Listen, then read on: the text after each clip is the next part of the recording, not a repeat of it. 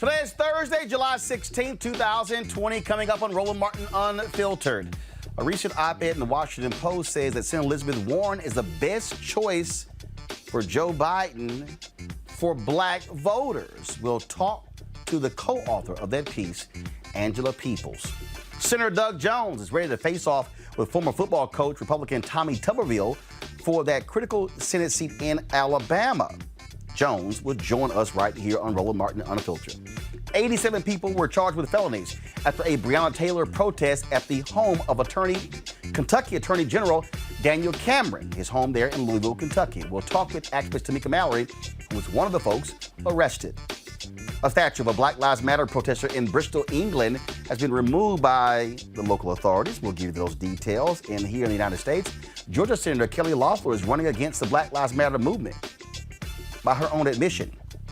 Speaking of Georgia, Governor Brian Kemp overrides all mask orders in the state. We'll talk with the mayor of Savannah, Georgia, Van Johnson. Also, Democratic lawmakers demand action from the Health and Human Services Department on the coronavirus impact on minority communities. Plus, we'll continue our conversation today about Nick Cannon. He has apologized to Jewish leaders, and Fox has announced he will not be losing his job on The Masked Singer. Twitter accounts of prominent figures yesterday were hacked in what was the largest breach in the company's history. We'll talk with a data expert about that. Plus, today's crazy-ass white person.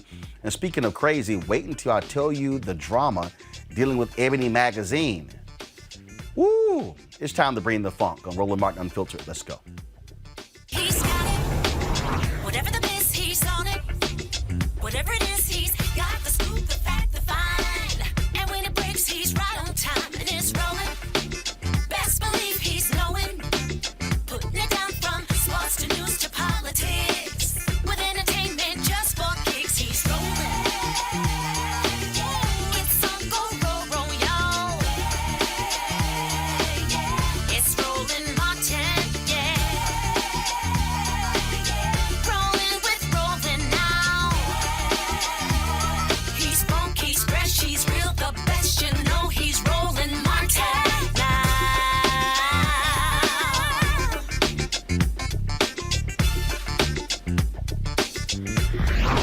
Martin. All right. Vice President Joe Biden still has not announced who is going to be his vice presidential running mate. Of course, he has secured the Democratic nomination for president. A number of people are on that list, including Senator Elizabeth Warren. Now, he's made it clear he's going to choose a woman to be his running mate. Folks also being vetted include California Senator Kamala Harris, Congresswoman Val Demings of Florida, former UN Ambassador Susan Rice, and others. Well, recently, in the Washington Post yesterday, a couple of African Americans published a column stating that the best choice for African Americans who will be standing up for Black lives is Senator Elizabeth Warren. The co-author of that piece is Angela Peoples. She is the director for Black Women For. She also wrote that piece for Philip Agnew, who is a co-founder of the Dream Defenders, who, of course, had worked on the Senator Bernie Sanders campaign. Angela, welcome to Roland Martin Unfiltered. Thank you for having me, Roland. I'm happy to be here. All right, so how do you make the case that several Black women who are being vetted, including Mayor Keisha Lance Bottoms as well, that Senator Elizabeth Warren, a white woman, is better than them to be Joe Biden's VP choice? Why is she a better choice when it comes to Black lives? Well, Roland, the case that we make and the thing I think voters and Vice President Biden need to consider is that we're in a moment right now where our country is on fire. And the fires seem to be ever starting up day after day, week after week, another crisis. And the bottom line, often the common denominator is that these crises we're seeing are disproportionately impacting and harming Black communities. But what is at root of them are the structural inequalities. And what folks are fighting for, not just for police reform, not just for calls for defunding the police, but for a real reckoning and transformative shifts across our society. And what we need right now for the Democratic ticket to win and to beat Trump in November is for folks to be enthusiastic, to be running to the polls, or to be running to mail in their ballots, which may be the likely outcome. Given the virus, we need people to be extremely excited to go out and vote for a ticket that isn't just going to, in order to beat Trump, but that is going to bring about these big changes, these big structural shifts, and taking on the entrenched inequalities that folks are facing. And Elizabeth Warren, of the VP folks that are being considered, is the one that has the most impressive track record doing just that. And so while I think that we talk in the op-ed about the power of representation and getting more Black folks in higher levels of office, but that representation right now is not going to be enough to get people out to the polls, to encourage people out to vote, and also then to win and to bring about the big changes to respond to the depression that we're headed into, and to really push for the addressing the healthcare crisis, the climate crisis. Vice President Biden needs a vice president and a running mate that can bring that energy and that has a record of not just talking about big structural change, but making it happen. And I think that case is Senator Warren. You lay out here, you says the piece that black communities around the country are responding to decades of policies and practices that constrain and destroy black lives: wealth stripping, redlining, school closures, poverty, wage jobs, voter suppression, and gentrification. Are those not issues that Senator Harris, that Congresswoman Val Demings, that Ambassador Susan Rice are not well versed on and haven't addressed? So the piece that we wrote is not about any of the qualifications of the other candidates that are being lifted up. I think that there's a lot to say about the record of many of the women that are being considered to be vice president. But what we are saying is that of the folks that are being considered, Senator Warren has the track record of pushing for these issues and also getting things done. I think it's important. I would lift up the Consumer Financial Protection Bureau as one very maybe well-known but really critical example. The CFPB was able to fight and get $12 billion back from borrowers who were cheated by big banks and mortgage brokers, et cetera. But most significantly for the Black community, the CFPB and with Senator Warren's leadership has a specific win around discrimination and getting $620 million awarded against back to folks who were discriminated against on the basis of race or gender by these big banks. And so that's just one example in her history of not just talking that talk, not just proposing legislation, not just speaking on these issues, but actually taking on these hard fights, taking on Wall Street, taking on the special interests, and getting results for Black communities. Even before, back in 2015, before any candidates were saying, or any elected leaders were saying Black Lives Matters, and were speaking the language, white or Black folks, frankly, were speaking the calls that were coming from the streets after the murder of Michael Brown, after the murder of Sandra Bland. Senator Warren was out there saying Black Lives Matter, and it's not enough to say that Black Lives Matter. It has to be an anti-racist policy and anti-racist politics that shows up in our policies and in what we do. And I think that, again, it's not to say or to take away from the resume of any other folks that are being considered. The case that we're making is that of those that are considered, Senator Warren is the best and has the most strong and consistent and compelling record to do that. Vice President Joe Biden, he lost Iowa. He lost New Hampshire, lost badly, came in second in Nevada. He wins South Carolina, and then he runs the table. It was Black voters who saved him in South Carolina. Black voters often say that they are diminished and dismissed by Democrats. I've always said that Black voters are tired of being political sharecroppers. What will it say, though, that the candidacy of Vice President Joe Biden was saved by Black voters, and there won't be, if he does what you and Philip suggest, that there won't be an African American on the ticket? Does he not owe Black America? Because without Black voters, he is not the nominee. I think that is true. Joe Biden certainly owes his nomination to Black voters, Black primary voters in South Carolina and in other states around the country. I think one thing it's important to note is that primary voters are not the same as general election voters. Joe Biden is going to need a lot more energy and support from young voters, from progressive voters, from young voters of color who did not have strong support for him during the primary.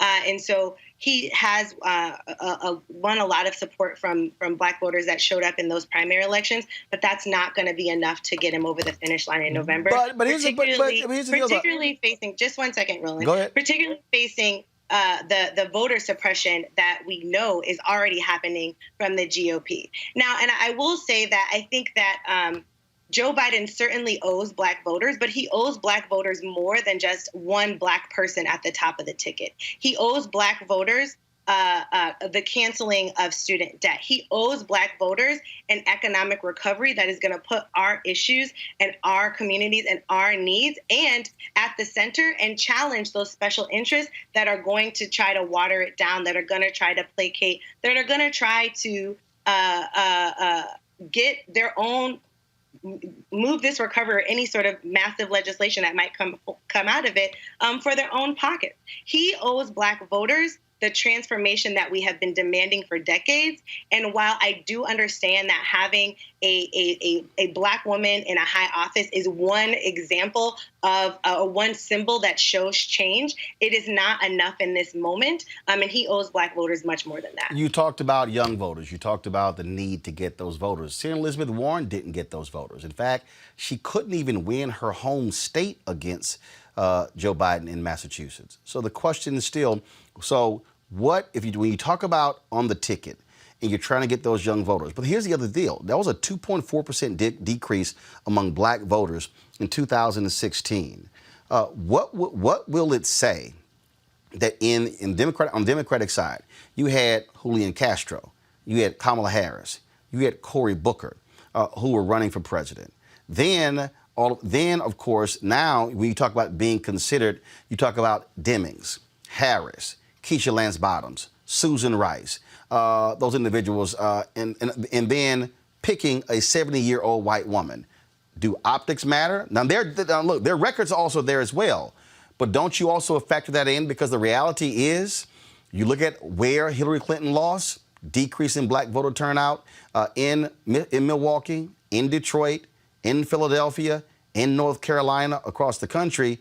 If you don't have Black folks turn out in big numbers, you do not win against Donald Trump. Correct. And I challenge the assumption, which is what I'm hearing in your statement, that a Black person on the ticket will automatically mean higher turnout for Black voters. I would challenge that assumption, and I think that no. Actually, that wasn't my assumption. It wasn't my assumption. Hold on. Let me correct that. That wasn't my assumption. I raised the question because if by not choosing an African American, what that will do is unleash the criticism that here we go again. Black folks save the hide of white Democrats. Black politicians not rewarded for Black folks actually saving the hide. Go ahead. Yeah, I mean, I think that there will be a number of criticisms unrolled. Right, this is an election. There will be a lot of conversations. The thing that I think that this op-ed is saying, and that I think voters and Vice President Biden need to consider, is what is actually going to not just get people out, but what is the team that Biden needs to build to actually get this country back on track? And the reality of what we're facing is that Senator Warren is of the candidates that are being considered. When you think about the role that even Vice President Biden played when he was in the beginning years of President Obama's administration, right? We were in a recession. We were in deep, sort of economic trouble. And Vice President Biden, as the vice president, took on that role. President Obama said, I want you to kind of spearhead the economic recovery plans. And Joe Biden did just that. Senator Warren is the exact candidate that we need to move us, or the leader that we need to be that vice president support for Vice President Biden, if he is elected, to really spearhead that economic recovery. I can't think of anybody else that we would want to be in that leadership position. But are you concerned? The question that you're asking, just let me finish, Roland. The question that you're asking about optics, I think the optics did not come into play during the primary when voters didn't choose the Black or brown candidates that were on the ballot, right? Black voters chose the candidate that they thought was going to be the best chance to beat Donald Trump. And I think that is the same calculation that a lot of voters are making right now, and voters are hoping that Vice President Biden is also making, is also considering. And I believe that the right candidate to add value, to add enthusiasm, to add a voter base, to add excitement to this ticket is Senator Warren. Are you concerned, though, that if he does pick Senator Warren and Biden wins, a Republican governor will choose her replacement? Democrats need to pick up 4 seats in the United States Senate in order to control the Senate. She's not up for re-election. If that happens, let's say they pick up those 4 seats, she's on the winning ticket, she becomes vice president, they now fall back and Republicans are in control of the United States Senate. That's a number of what ifs. No. Actually, no. Let's be real clear. Is that no? Hold on. 1 second. Again, if she is the nominee, and if Joe Biden wins in November, then she will obviously would have to resign her Senate seat, and then the Republican governor of Massachusetts gets to pick who replaces her. If the Democrats right now, Democrats are leading huge in Arizona, they're leading in Colorado, they're leading in Maine, which means now they're assuming they're going to lose Senator Doug Jones' seat. He's on the show next. He doesn't think so, but they are assuming that if they win North Carolina or the Montana seat or one of the 2 in Georgia or any of the contested races, they will control the Senate. If the governor of Massachusetts picks a Republican to replace her, Democrats now lose control of the Senate. Should that also factor into this decision? Yeah. So that was about 5 ifs. Actually, it's only 3.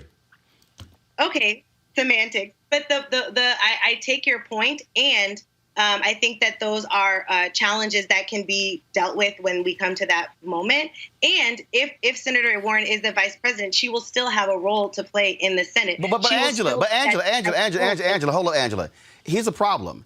If Biden wins and Republicans control the Senate, they can block whatever he and Warren wants to do. So don't you have to look at this thing as a 2-step by saying, I get your point, but if we win the Senate and we got to give up our Senate seat, he gets to appoint a Republican.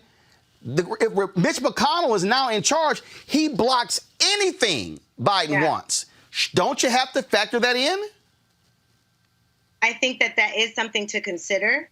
And I think that the opportunity for the changes that would come, the power of a Biden-Warren administration actually wins it out. And the truth is, if Biden wins in any of the other many what-if scenarios that you outlined don't happen, we're still in this similar place. Democrats are going to and that's also why we need a candidate or someone like Senator Warren on the ticket so that that she can help be a push down ballot for those Senate races where she's already been investing, has already been building, has already been pulling candidates around, right? That's why you need a candidate like Senator Warren on the ticket that can add more value to and show up and rally for those candidates, to raise more money for the Senate candidates, to raise more money, frankly, for the House candidates, so that there's even more strong, progressive, pro-Black voices in the House, and that we actually can win the Senate, right? And so, yes, that fact that the reality of losing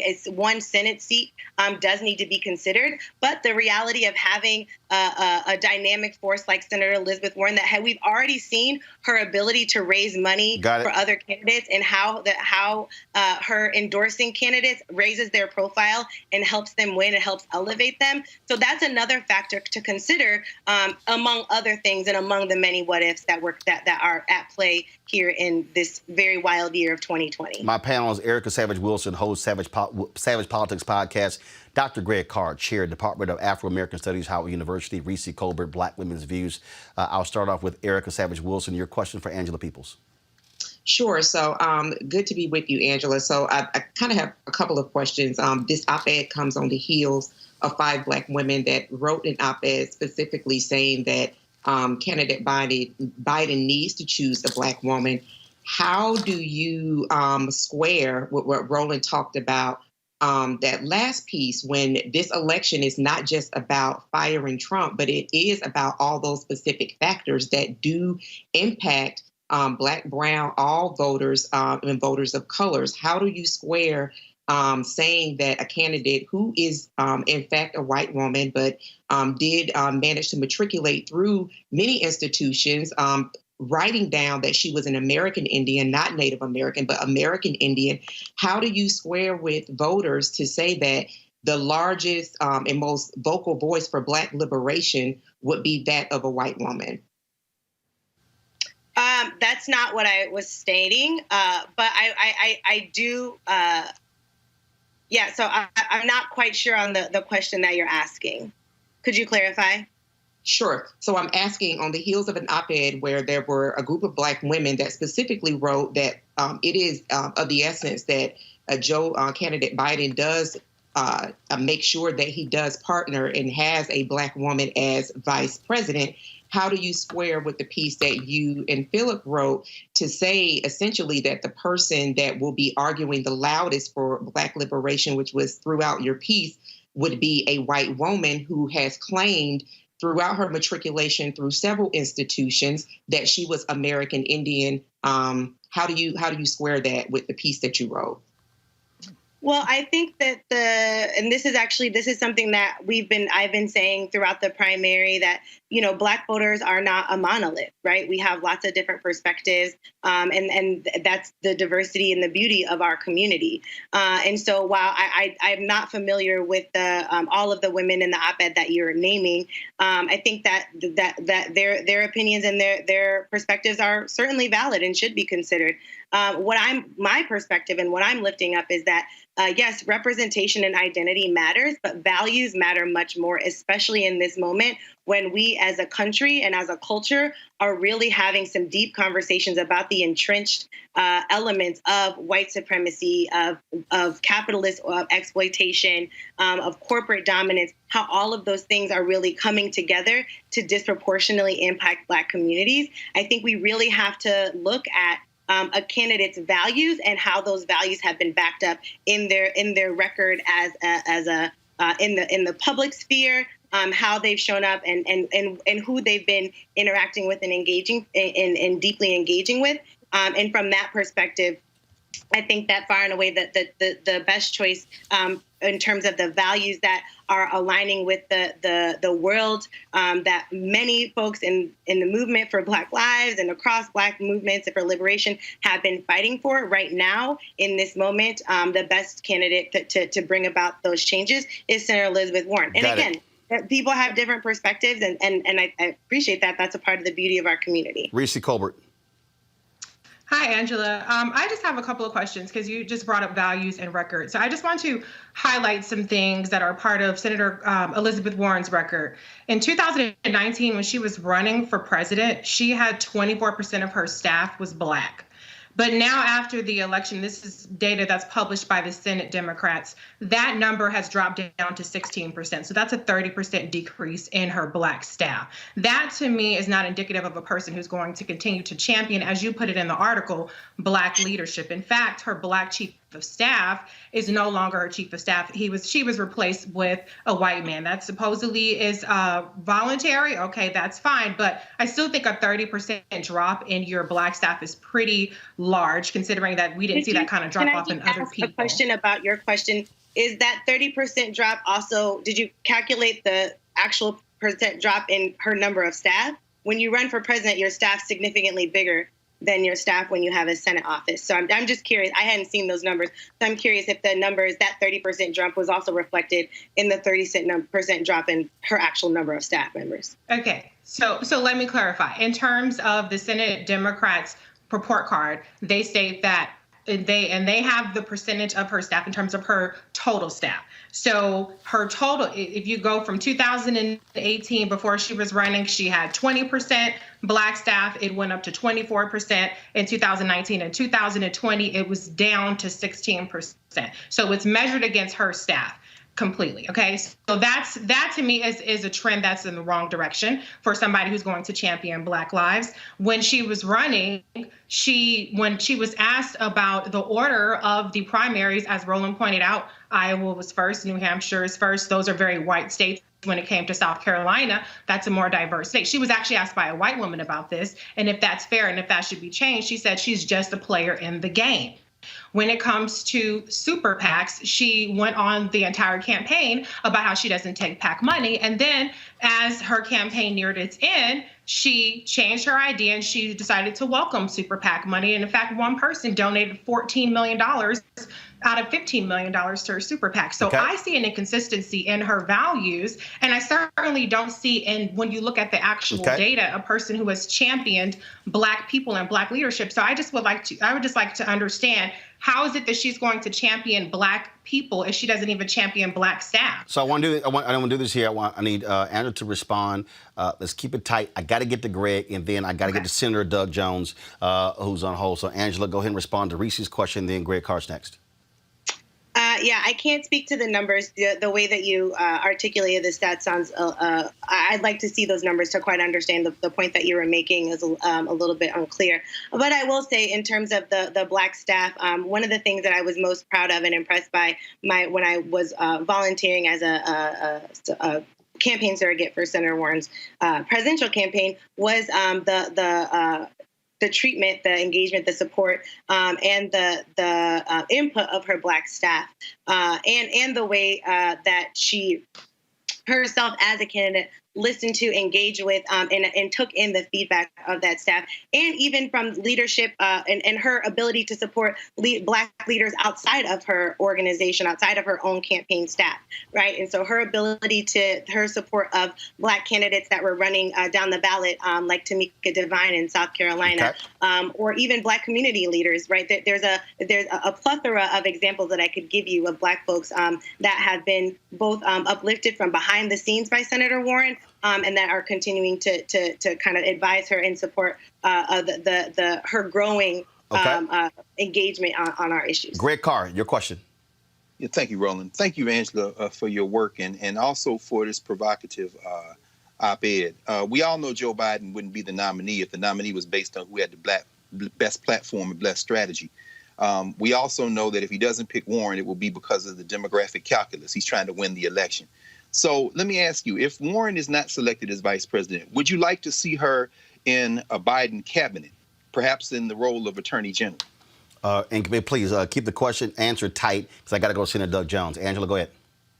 Yeah, I would say that I think that Senator Warren is an important leader. She's an important voice. She is going to be critical if we're going to be able to get out of this recession and actually move forward with this challenging institutional racism in our country. And so I hope that that Vice President Biden does continue to follow her lead and to support, to engage with her and her supporters. All right, Angela Peoples, we surely appreciate it. Thank you so very much. Angela, thanks a lot.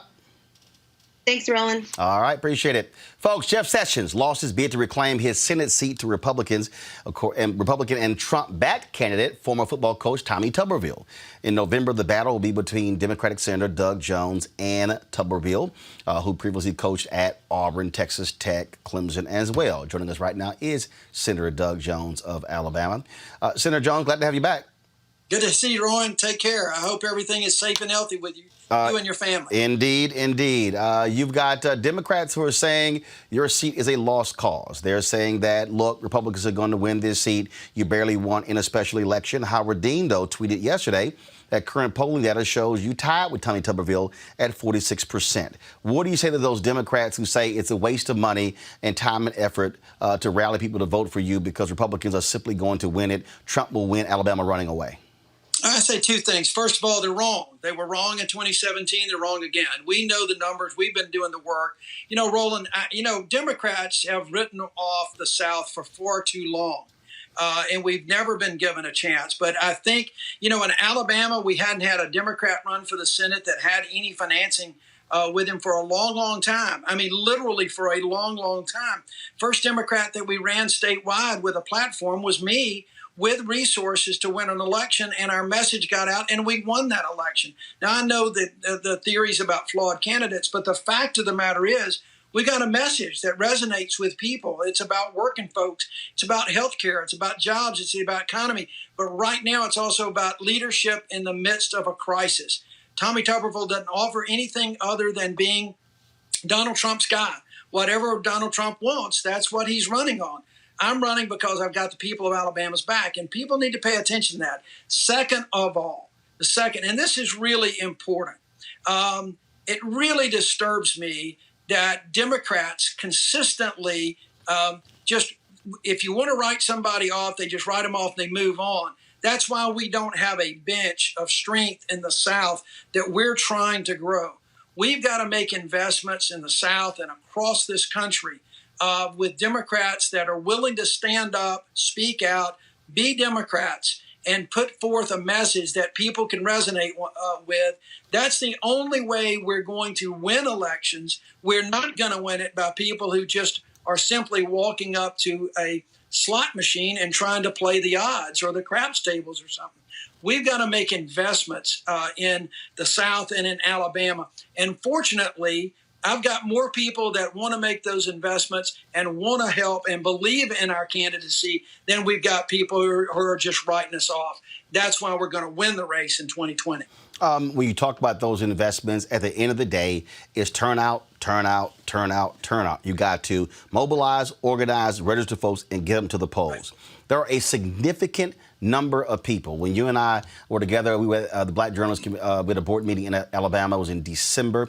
You told me an astronomical number of unregistered folks in Alabama, and a significant number of black folks in Alabama, yeah, home of Bloody Sunday, the Voting Rights Act. Right. Yeah. Now, Hangy, you misspoke a little bit. It's not that they're unregistered. We got a fair amount of those. What we've got is a significant number of registered voters who have never cast a ballot. I mean, we're talking 400,000 or 500,000 African-American voters who have never cast a ballot, even though they've been part of the movement that we registered. So I think the challenge we've got, Roland, is to not only register young people and get people back on the polls, on the rolls that have been purged, we've got to get people engaged to get out to vote. That's where I think I've got this advantage. People in Alabama before 2017 just did not think that their vote mattered. I'm exhibit number one of every vote counts and your vote matters. And so it's that engagement that we're working on. We've been working on it for 2.5 years since I got there. We're going to continue to work on it in November. You're running against a guy who's, his qualification, he was a football coach. Well, look, I don't think we want to put it that way. I think the bigger problem is that he really doesn't have a clue about how to lead in the world of politics. He doesn't have a real clue just about simple things like the Constitution and the checks and balances that the Senate and the members of the House are supposed to have on the administration.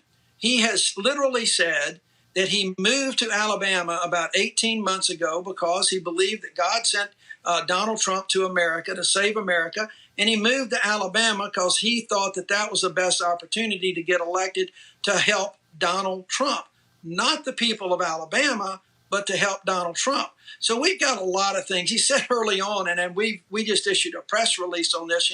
Our governor issued a mask order, a statewide mask order yesterday, Republican governor, and I applauded her for doing it. It's something that's badly needed. Early in this pandemic, Tommy Tuberville, when asked what he would do about this healthcare crisis, he said, literally, I don't have a clue. Well, yesterday, he started undermining the mask order, saying that the government should not be doing that. For whatever reason, the government shouldn't be telling people what to do. So I think it's just the inexperience, and also I think he's not prepared at all for the role of a United States Senator. When you talk about, when you talk about those people, how do you reach those people? Those are huge numbers. That's the difference between winning and losing. How do you convey to them why they should support you in November? Well, because I've got their back. We've been reaching those people, Roland, for the last 2.5 years. Make no mistake, we've got a strong Democratic solid base in Alabama that we have also been reaching out to. We've done things on maternal and infant mortality. We've done things on civil rights and voting rights. I've spoken out about Black Lives Matter. We read Dr. King's letter on the Birmingham jail. My base knows that I'm there for them, but we've also been reaching out to people all over the state. We've done things for veterans, for farmers, for teachers, for educators, for healthcare workers, for first responders. We've done things for all over the state, and we've been reaching out to those folks for the last 2.5 years, listening to them, talking to them, listening to them, helping them with the issues that they've got that they face every day. That's how we get through to those folks. Those folks know and understand, or at least there will be enough of them that I believe know and understand that they want a senator that's from Alabama that's got their back and no one else's. And that's what I've been able to do in the last 2.5 years. All right, let's go to my panel. First off, Greg Carr, your question. Senator, thank you. I wish we had time for me to ask you what you think about the death of Thomas Blanton Jr., since you helped send him to jail, thank God. But I want to ask you about this race against Tuberville in this sense. Tuberville really didn't have declared political affiliation until late. When he was at Ole Miss, he said they need to take down the Confederate flag. It's killing us in recruiting. Would your strategy in this campaign be to force him farther right into Trumpism, or to maybe attempt to tack toward his Trump-light kind of attempt? I mean, in other words, how do you plan to define a guy with no definition who's only got some things like a hedge fund mess up and some kind of wavering politically? How are you going to slug Tuberville in terms of trying to get him to define himself, or for you to define him coming forward? Greg, he's already defined himself. He defined himself by simply saying, essentially, I will do whatever Donald Trump asked me to do. That, regardless of, I guess, whether Donald Trump is president or not, that has defined him. He has defined himself. He has not spoken about any issues. He has not talked about anything that people face at their kitchen tables. All he has talked about is to drain the swamp, no amnesty, build a wall. He has defined himself. So I don't think we really have to do that. What we've got to contrast is my record in the United States Senate and my record in my career as a lawyer and as a prosecutor, my record in the Senate going forward versus what he has done in the past. All of those things are fair game.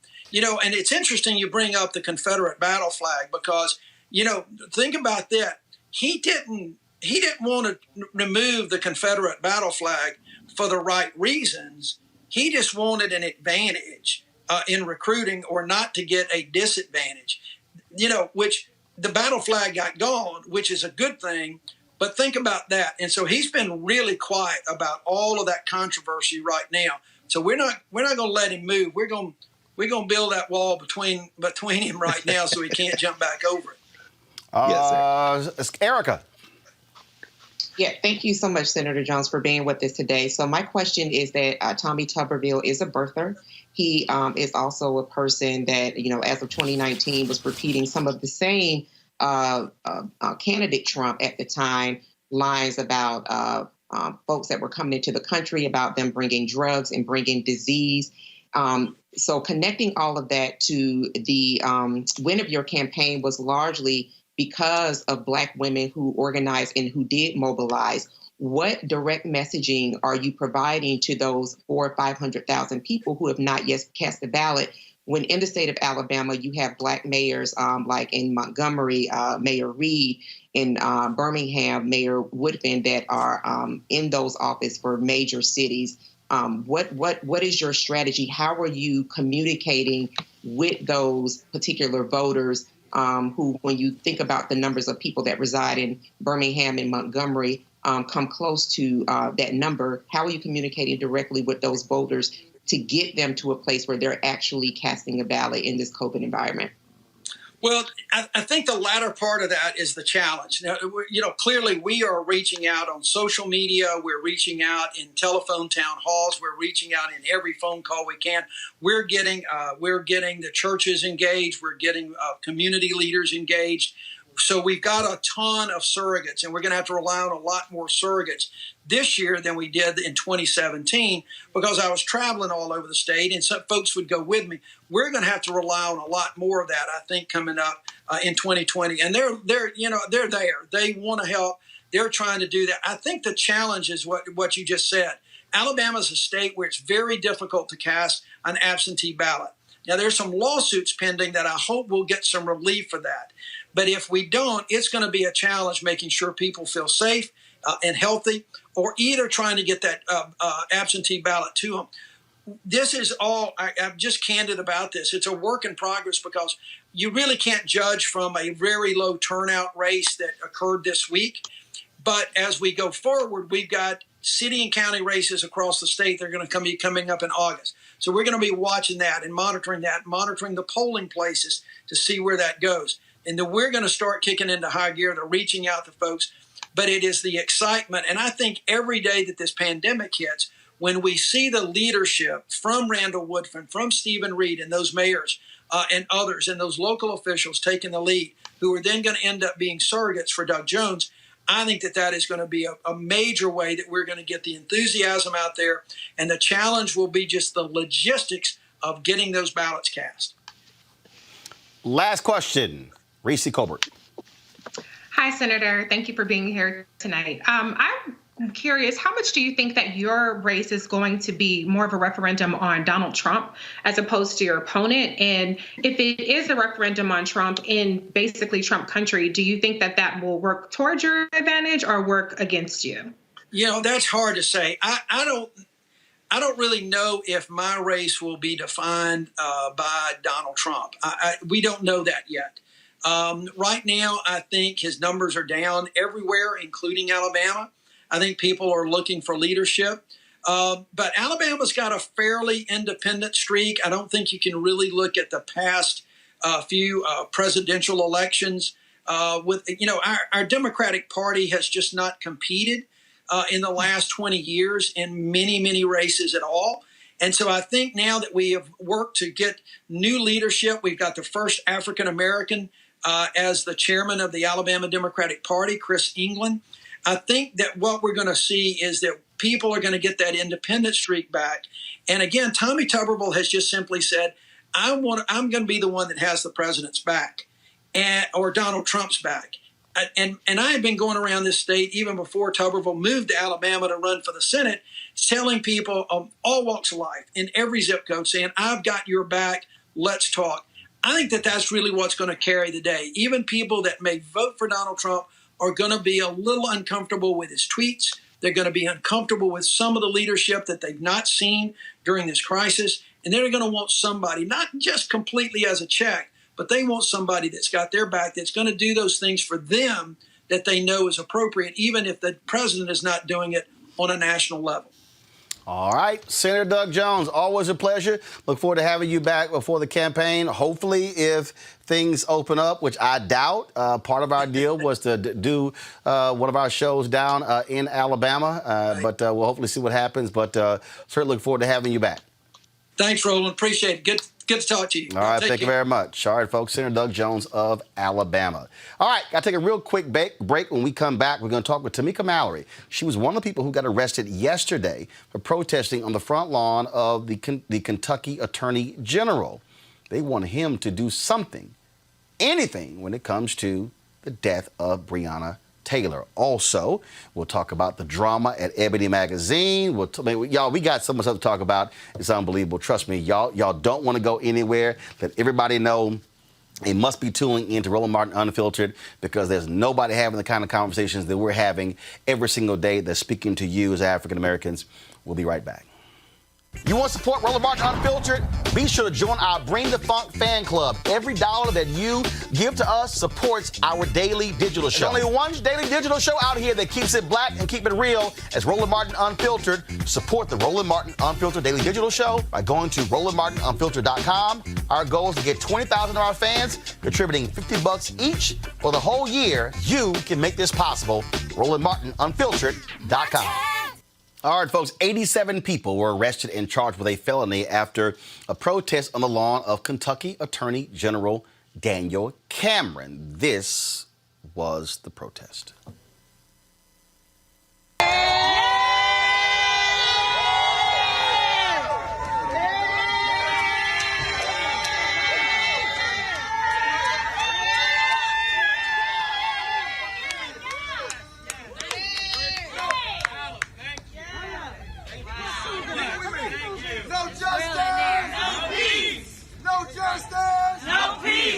No justice! No peace! Fuck these racist ass folks!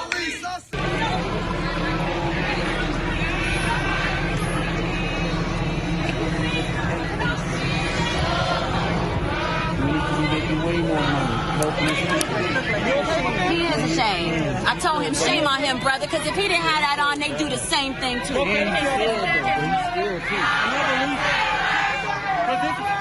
Breonna Taylor!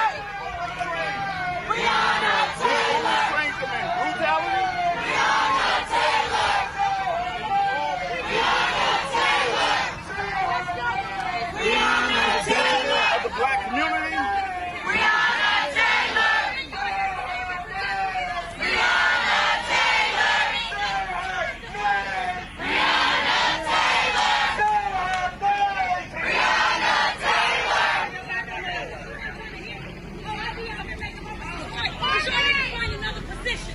You need to find a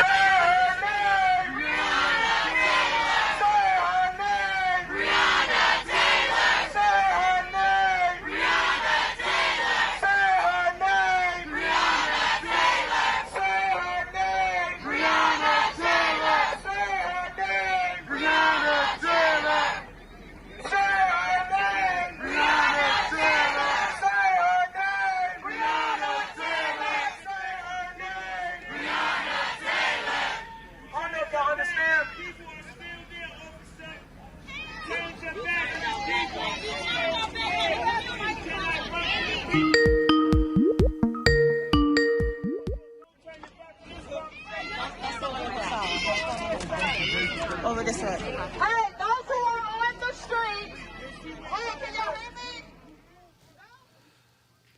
Now, of course, they're protesting to demand that charges be filed against the officers responsible for the March shooting death of Taylor. Joining me now is Tamika Mallory, co-founder of Until Freedom, one of the folks who organized that protest, who herself was also arrested. Tamika, glad to have you here. Was the Attorney General home? Was that his? Was he there? Well, first of all, thanks for having me on, Roland. This is a brand new home that the Attorney General purchased very, very recently, I think around June 26th with his new fiance. And per neighbors, he has not even moved into the home.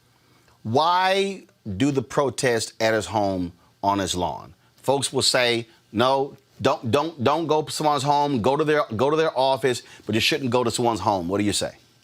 Well, we've tried all of that. We've been everywhere. We've been to his office. We went just 2 weeks ago, or maybe almost 3 weeks now, down to Frankfurt, which is the state capital. People have been protesting on the streets of Louisville for the last 46 days, and there has been no movement in this case. He just continuously says that he will not be rushed. And also, let's not act like this is a new method or this is some, new move that we created. In fact, people have been protesting outside of Mitch McConnell's house, who happens to be his homeboy, the senator here, for the last few months, in fact, and specifically around the death of Breonna Taylor, but for many other reasons. Also, the mayor's home, people have been protesting there. And we just saw that the governor of Kentucky, there was a protest at his house against the COVID-19 restrictions where white folks hung a dummy body from a tree. So they lynched a dummy body and had a photo of the governor's face on the body. And they, not only were they not charged with felonies, they weren't arrested at all. So this is something that is being done specifically to people who are protesting for Breonna Taylor, that are black and brown folks, and of course some white folks, to cause a level of fear and intimidation. And the actual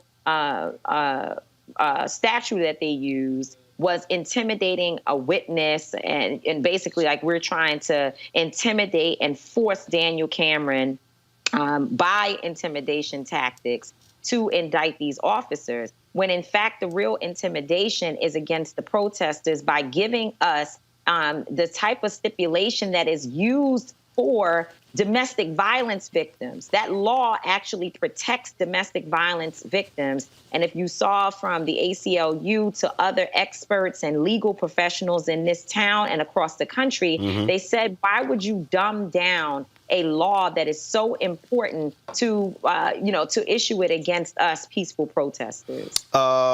This was his quote: "Justice is not achieved by trespassing on private property." Well, justice is also not achieved by sitting around begging for it, because clearly he hasn't done anything about the murder of Breonna Taylor. Greg Carr, your question for Tamika Mallory. Thank you, Sister Tamika. It's good to see you as always. Just reading that this young cat, Daniel Cameron, just asked a Kentucky state judge to block the governor's orders enforcing any COVID-19 restrictions in the state. Your best thinking on what may or may not be going through the mind of this Republican operative who's the Attorney General. I mean, what do you think it will take to move him? Well, first of all, he's not just an operative, a Republican operative. He's also one of Trump's homies. And there's a big difference. You know, there's some Republicans out here who understand this COVID crisis. And they are saying, you know, while they want to make sure they keep the stipulations sort of loose, they know, especially I saw the Republican mayor, I think in Miami, said, no, we've got to have some restrictions here. People need to wear their masks. So this guy has committed publicly to being one of Trump's cronies and to ensuring that the state of Kentucky be Trump land. These are his words.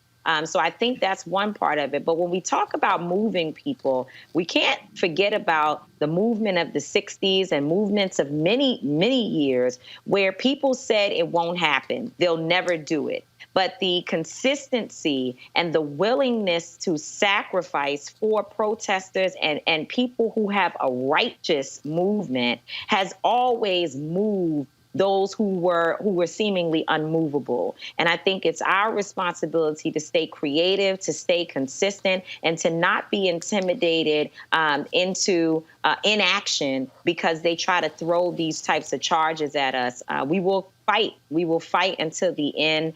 You know, I was thinking today, actually, Linda Sarsour and I, who's sitting over here saying hi to you, Roland, you know, we were saying Angela Davis is a convicted felon. Nelson Mandela was a convicted felon. So was Dr. King. And so for us personally, we expect that in our lifetimes, they will try this. Hopefully, of course, it is thrown out because we can see from a legal perspective how it should be thrown out as a charge. But we expect that they will try these things with us. What we are concerned about is the families, the women, the principals, the teachers, and others who were there, who are righteous protesters again, that are receiving these trumped up charges because they just can't bring themselves to charge the 4 men responsible for killing Breonna Taylor. Erica. Hi, Tamika, and thank you so much for your breathless work that you continue to do on behalf of all of us. Thank you so much, sister. Appreciate you. So my question for you, Ms. Mallory, is this Attorney General who is kinfolk, but not necessarily kinfolk, who has definitely made his alignments very, very clear that though he took the oath of office as Attorney General, flanked by Black women, that he's not for demanding the protection and justice for Black women. What is it that we can do in connection with your organization Until Freedom to help keep our foot on the gas for those folks who cannot be present in the movement per se? How can we help to fuel to ensure that we do, in fact, get justice for Breonna Taylor? But, you know, I think that the consistency piece is really important because what they're hoping, Erica, is that we will eventually get tired and go away, that they will charge us and also keep people locked up for over 20 hours, which is something that we never see happen. I mean, unfortunately, we've been arrested too many times. And in all the different states, all the different cities, we've never seen people who in that footage that you watched, that Roland just played, were singing "We Shall Overcome," sitting on the grass in a uniform status. We even saw where a neighbor came forward. She's actually writing all over social media that we were very organized protesters who came by her home. She was standing outside. We explained to her why we were there, cleaned up the trash before people left. And they want to criminalize that. But I think that from our perspective, what is really important is that every time there's an action, we all must play whatever role we have, whether that's sharing a meme, because that's all you are able to do. Maybe you can't get there. Whether that is donating to the emergency fund. I heard someone say, well, you guys were let out on your own recognizances. There was no bail. And so, why do you have to raise bail funds? Well, you don't find out, Roland, that there's no bail until you're sitting in the jail. You're in the cell when you find out whether or not there's going to be bail. So you can't wait until that time to raise funds. And also our work is ongoing, not just here in Kentucky, but across the country. But also there's going to be legal fees. We cannot allow 87 people who, again, are family folks to have to go and find money to get back to court. We're supposed to be back in court in October to cover their legal fees. We can't allow that. So we have to provide those resources for these folks. And they're now our family, and we have to take care of them. People's cards were told. There were a lot of things that happened. And so that's what that emergency fund is about. We ask folks to go to untilfreedom.com. That's untilfreedom.com to help and support our work. Reese. Tamika, I echo what Erica said. Thank you so much for the incredible work that you do, the tireless work that you do. I noticed that not everybody was charged with the same charges. I've seen in other cases where there would be a Black person and a white person doing the exact same thing and have drastically different charges applied to them. Did you see any kind of racial bias in the way that the protesters were charged? Is that a concern of yours, or was it more so targeting people like you and Portia Williams and Andy Smith, who have a larger profile than others? So here in Louisville, we have heard that several times. There have been protests where a white and Black person are doing the same thing. They're involved in the same protest, and the white person is charged of a lesser, receives lesser charges, and the Black person receives felonies and other things like that. In our situation, most people, when you said that some folks were not charged with the same, we're not given the same charges. I don't know who those people are. I'm not saying it's not true, because I certainly haven't seen all the citations. In fact, we weren't even physically given citations.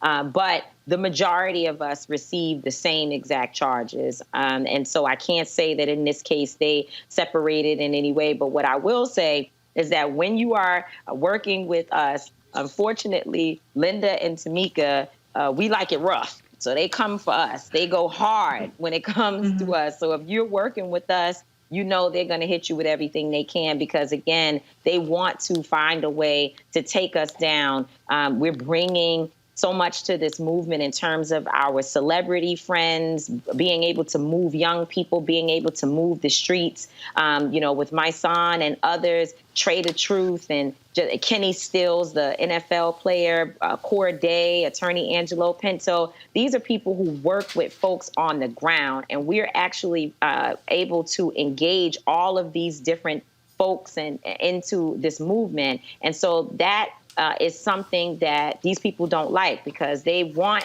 one particular group of people out there. And around the issue of Breonna Taylor, what they would like to see is that her name sort of slips out of the media. We know how with Black women, it takes a lot to keep the attention on Black women, to be able to keep Black women trending when we are killed by police and when we're killed in general. And so what we're doing right now is keeping Breonna Taylor's name alive, keeping her family out there. And we want people to support making sure that continues to happen. And listen, if you're in your local town, turn up there too. Hold protests for Breonna Taylor. Find other women who may have been killed in police violence situations, and make sure that you link Breonna Taylor to those individuals like the Sandra Blands and the Tatiana Jeffersons and Rekia Boyd. Let's make sure this is not just a local issue for Louisville, but that this is a national issue,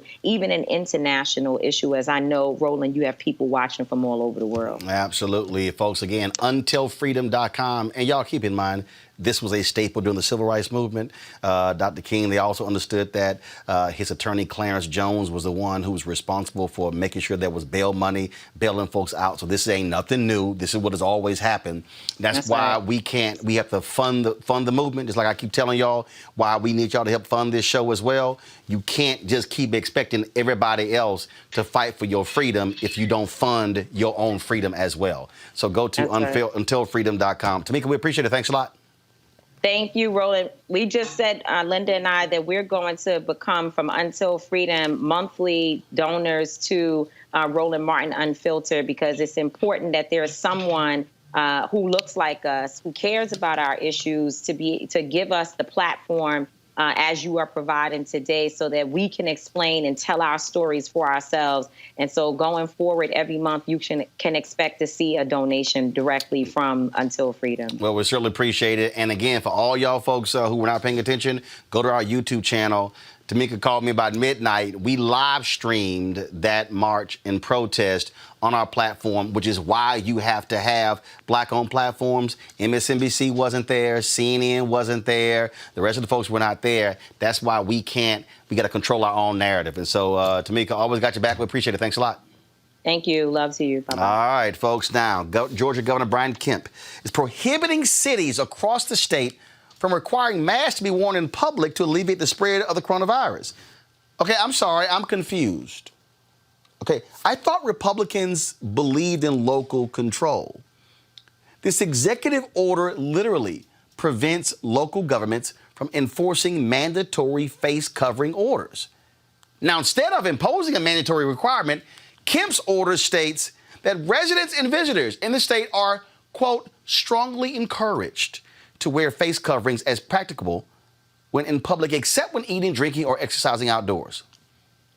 Yet the head of the CDC, which is located in Georgia, has said if we can get all Americans to wear masks, we could have this under control in the next 2 months.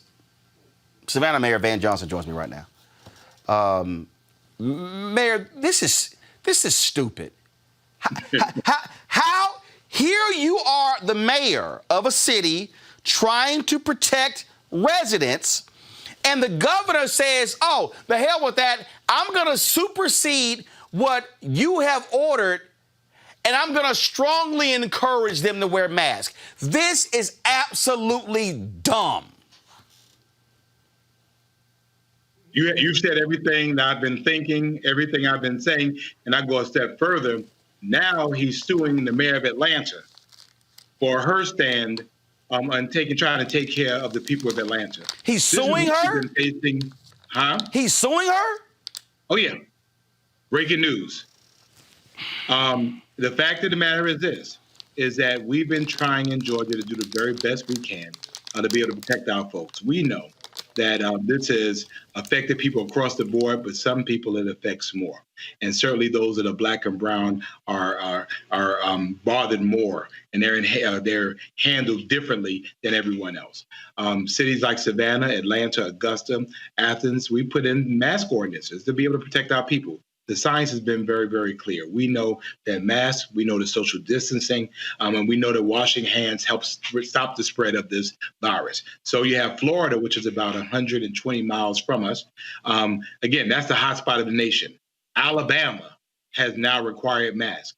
And then South Carolina, to our north, allows local municipalities to decide. And then here in Georgia, not only we don't have the right to decide, we have our governor to specifically say that cities and counties who are the closest to the people cannot decide for ourselves. We've been fighting coronavirus with one hand, and we've been fighting our own state with the other.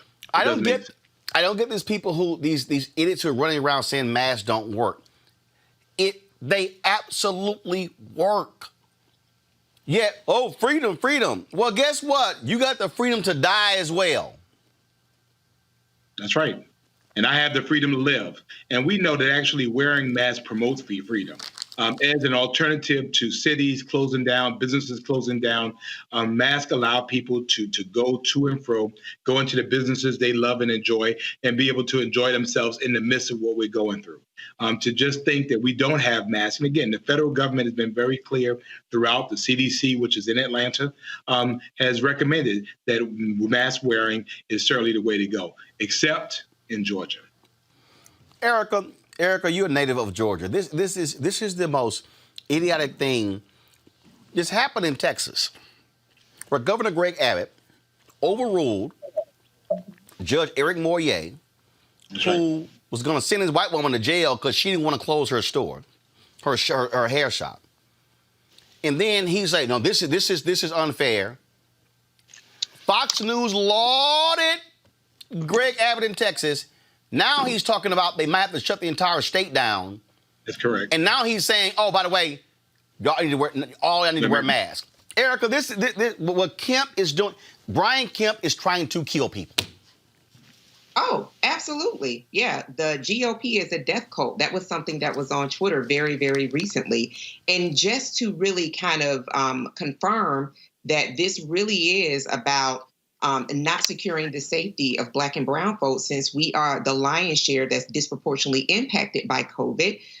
Looking at Georgia, which was one of the first states to rescind those stay-at-home orders and open up businesses, and I believe it was as early as April. But April still, on the heels of what the mayor just shared with us in Savannah, that this governor is suing a mayor who has COVID-19. She and her family are recovering from that, Mayor Keisha Lance Bottoms.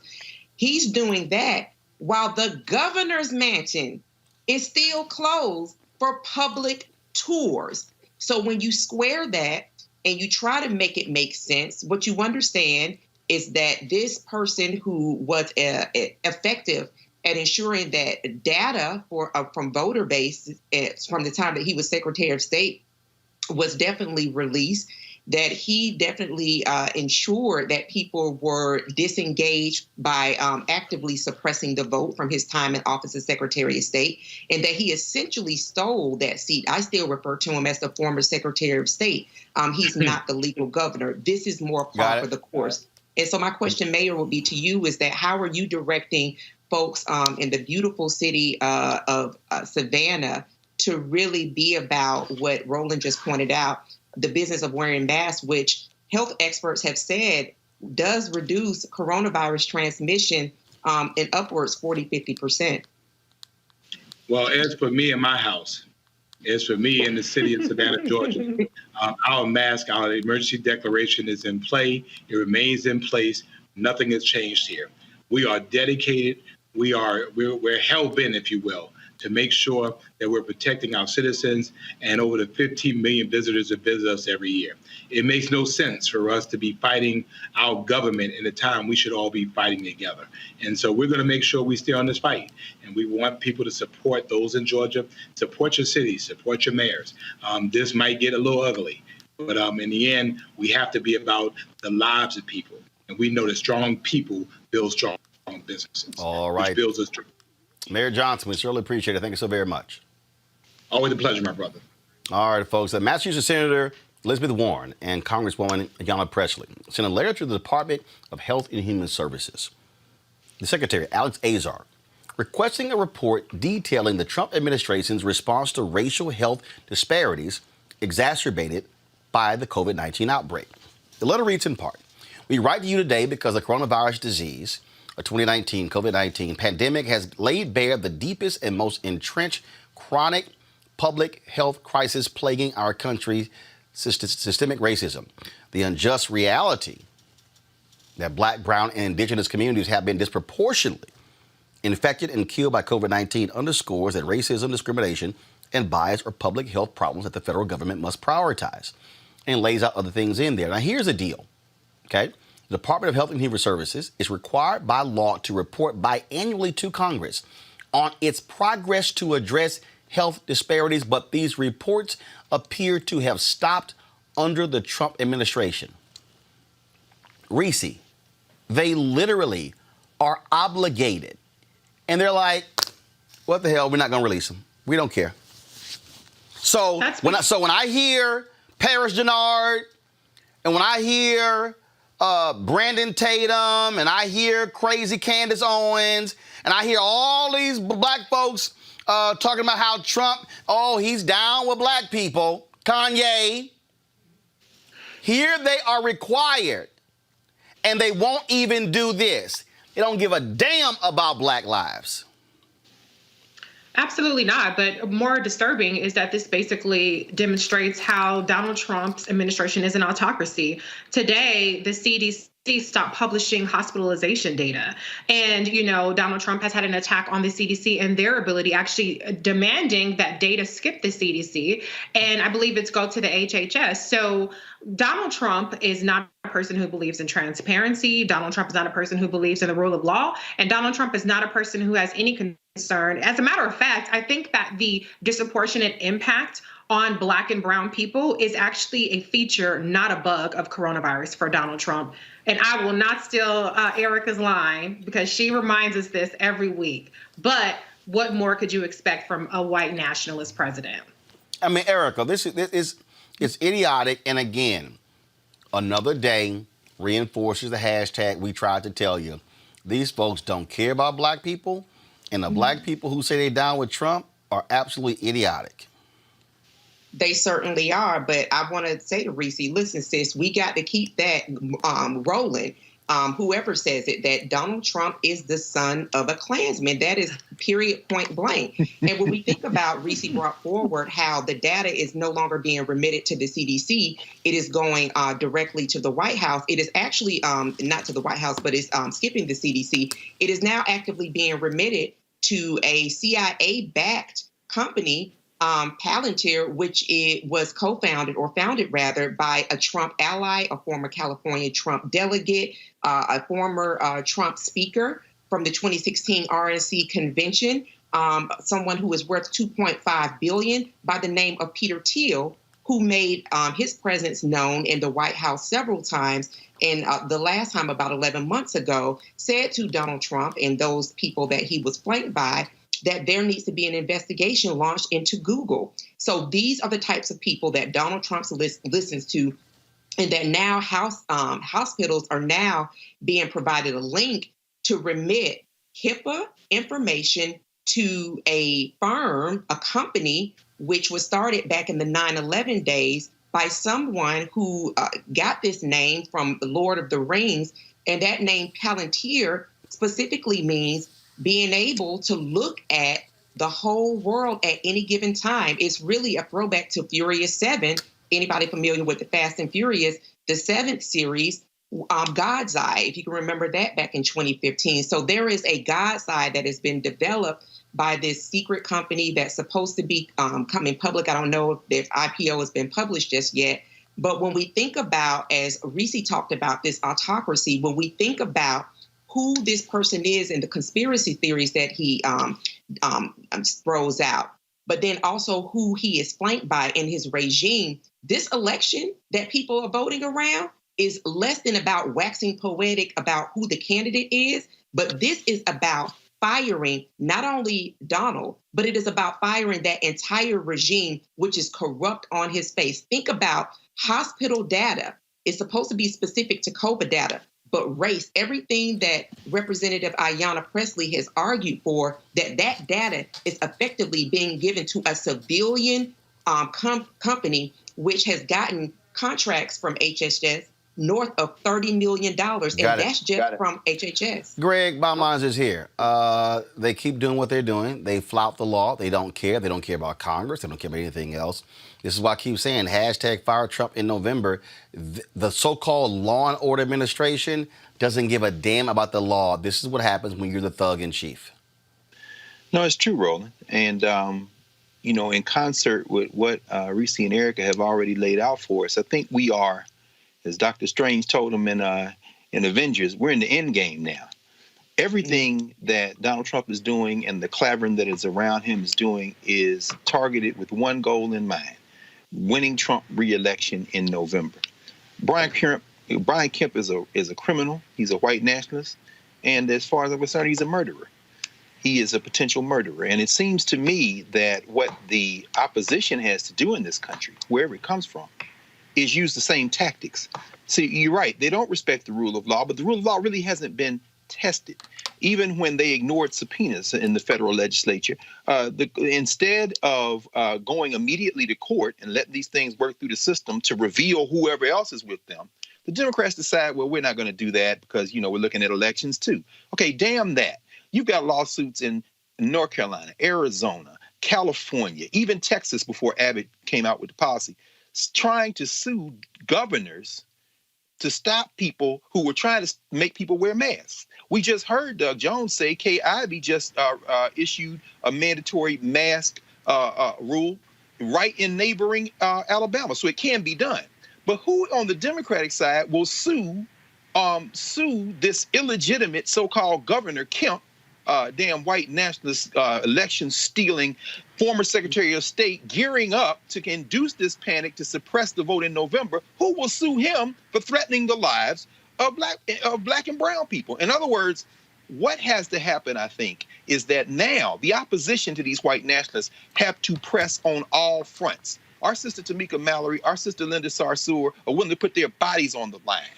Now, what are these people who work as lawyers for a living willing to do when it comes to attacking them legally? Finally, there's a macabre logic to this. The macabre logic is very simple. They want to induce panic.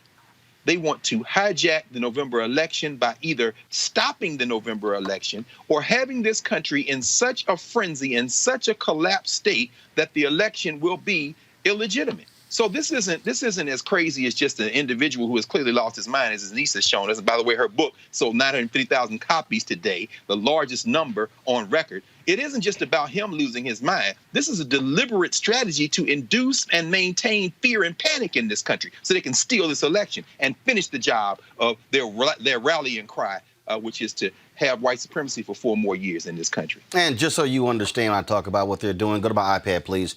This was yesterday. Abby Phillip of CNN, she tweeted, Trump now explicitly warning that fair housing regulations designed to combat housing segregation will obliterate the suburbs. Your home will go down in value and crime rates will rapidly rise, Trump said today. Y'all, that is a white nationalist speaking to white people saying, you better re-elect me or they are going to take over.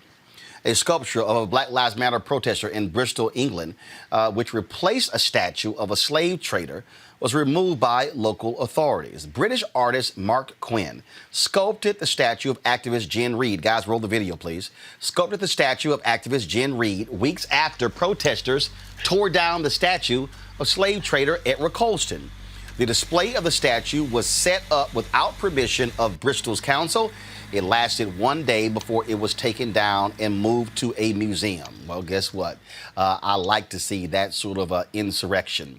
Folks, yesterday, the Twitter accounts of major companies and individuals were compromised in one of the most widespread hacks the platform has ever seen, all promoting a Bitcoin scam that appears to be earning its creators large sums of money. The accounts affected include President Barack Obama, Vice President Joe Biden, Elon Musk, Bill Gates, Kanye West, Michael Bloomberg, and Apple. Joining me right now to talk about this is Shireen Mitchell. She's a social media analyst and diversity strategist. She really tracks a lot of these sort of crypto type dramas going on and what's happening in the whole tech world. Shireen, how major is this? It's a big deal. When we look at the way in which that this was impacted across the board, we have like not only a crypto breach, we have a Bitcoin breach, but we also have a data and privacy breach. And the reason that this is actually a big deal is because everybody who was blue checked is verified and have their own private data connected to this as well. So this is not a small deal, and this is not going anywhere. And ultimately, it's going to have to be investigated, and we'll see that happen. And we talk about, so tell people what actually happened. Did they take over complete control of their accounts, meaning they had access to their tweets, their direct messages, everything?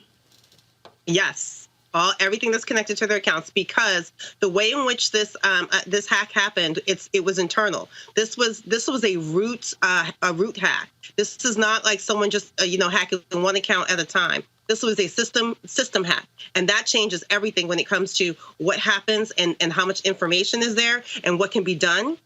It was also said that this, that someone from within Twitter actually, was breached as a person, an individual who gave over this information. So that also tells you that the company itself has employees that they have to worry about. And this is not uncommon for us to be thinking about, because we've had multiple aspects and issues when it comes to disgruntled employees and what they have access to and what they will do in terms of damage within the company as well. So this, what people don't understand is that this was one of those breaches that this came from inside the house. Mm-hmm. This was not just an external breach.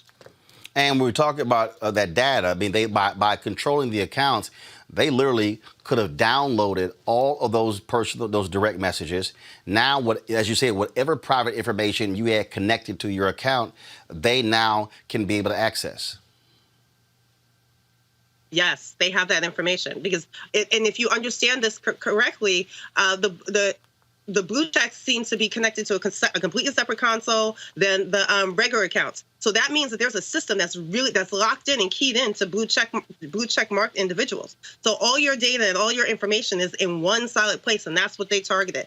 And excuse me, and I just want to make sure that we're clear about this. This could have also been a revenge attack. Because, if in 2016, when Twitter basically removed all the blue checks and all the ones who were targeting people during the 2016 election, they waited to after the election to do that. And so you see a lot of people who are mad about getting their blue checks removed and those that were being removed from the platforms. So we don't know if we're still finding out more details of this, but the fact that blue checks were targeted, that's a message for us about the future, especially with the elections as well moving forward. Well, yeah, and that's something that, again, folks had really been paying attention to and understand, which is one of the reasons why they keep telling people constantly change your passwords, use the two-step authentication, so if anybody sort of gets access it will automatically send you a text message or email or whatever system you set up so you are fully aware. But let's just understand, some of these accounts actually had two-factor authorization on their accounts. Mm-hmm. So the problem with this was that because it was root, because it came from within the system, they were able to bypass a lot of those. And some people are still locked out of their accounts because they did systematic changes of emails and other data points within the system. So even with in this moment, because it came from inside the house, a lot of those systems would not work. So I would say the examples that probably protected people are people who probably didn't use text as their two off. Those that use the application, the authorization application, where you had to go to a second application to get access to your account, those people probably were protected. But we saw that ultimately what they were able to do was just shut down all the blue check accounts, keep people from being able to tweet. They could actually retweet, but some people still lost their accounts. So I still see blue check people who have been locked out of their accounts and can't get back in. Again, this is the world that we're now living in. Folks have better be prepared for these sort of things. And so, Shireen Mitchell, we sure appreciate you being on top of this. Thank you for having me. All right. Appreciate it. Thanks a lot. All right, folks, let's, if y'all want to talk about what's madness, is what's happening with one of the most venerable media institutions that we've ever seen, Ebony Magazine. So I got a text today. So I told y'all yesterday that the group that says they own Ebony hires Willie Gary, the attorney, to send a letter to the company that now controls the debt, saying, look, you guys made these statements. We're in control of the company. You should not have made these statements. It was, all sorts of different things, also different things that, again, you're sort of like, okay, what's really going on here? What's interesting about this whole deal is that, and I have a copy of the actual letter. Here's what they say in this letter right here, okay? In this letter that was sent from Willie Gary, representing Robert Shoemake, as well as Willa Jackson, who say they own Ebony Magazine. It says, it has been approximately 3 years since Parkview have controlled the company's financial affairs, and Ebony has continued to plunge into financial crisis and is now in arrears on its debts, with Parkview in approximately $1.5 million, as well as other obligations, including vendors and advertisers owing approximately $2 million in advertiser credit and $2 million in payroll taxes. Also, when you decided to make yourself the chairman of Ebony to take over the company's financial affairs so it would perform on its debt obligations, Blueprint's relationship with Ebony was no longer kept at arm's length and created a conflict of interest. Now, Blueprint is the black-owned asset company that took over Parkview's debts, okay? So I got to explain to you what's going on here. The guys who bought Ebony, excuse me, were loaned the money from Blueprint. Now watch this. The Ebony folks have responded to Willie Gary's letter. This is their response. We, the board of Ebony Media Holdings, are in receipt of your correspondence dated July 14th. While we recognize that your firm has limited background and access to authentic documentation, we feel it is entirely irresponsible to make allegations of illegal and unethical conduct without reviewing the basic operating documents of the company. We would like to bring this matter to an expeditious close and save you and your client valuable time and financial resources and the negative attention that will be brought to a set of conspired actions that remain the subject of an ongoing investigation. So then they detail in here all of the rules, exactly what should happen, things along those lines. Then they say in here, we further draw your attention to a cease and desist letter dated March 20th, 2020 that was delivered to Mr. Shoemake and signed by Mr. Jackson. Again, we draw your attention to a second cease and desist letter dated June 26, 2020.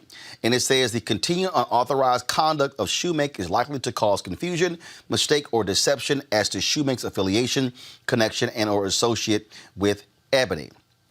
It may appear that Ebony authorized Shoemake to conduct such Ebony activities or that Ebony endorses the fraudulent conduct. Please note that the misuse of the Ebony trademark, including the solicitation and collection of charitable donations on behalf of Ebony without consent, constitutes trademark infringement.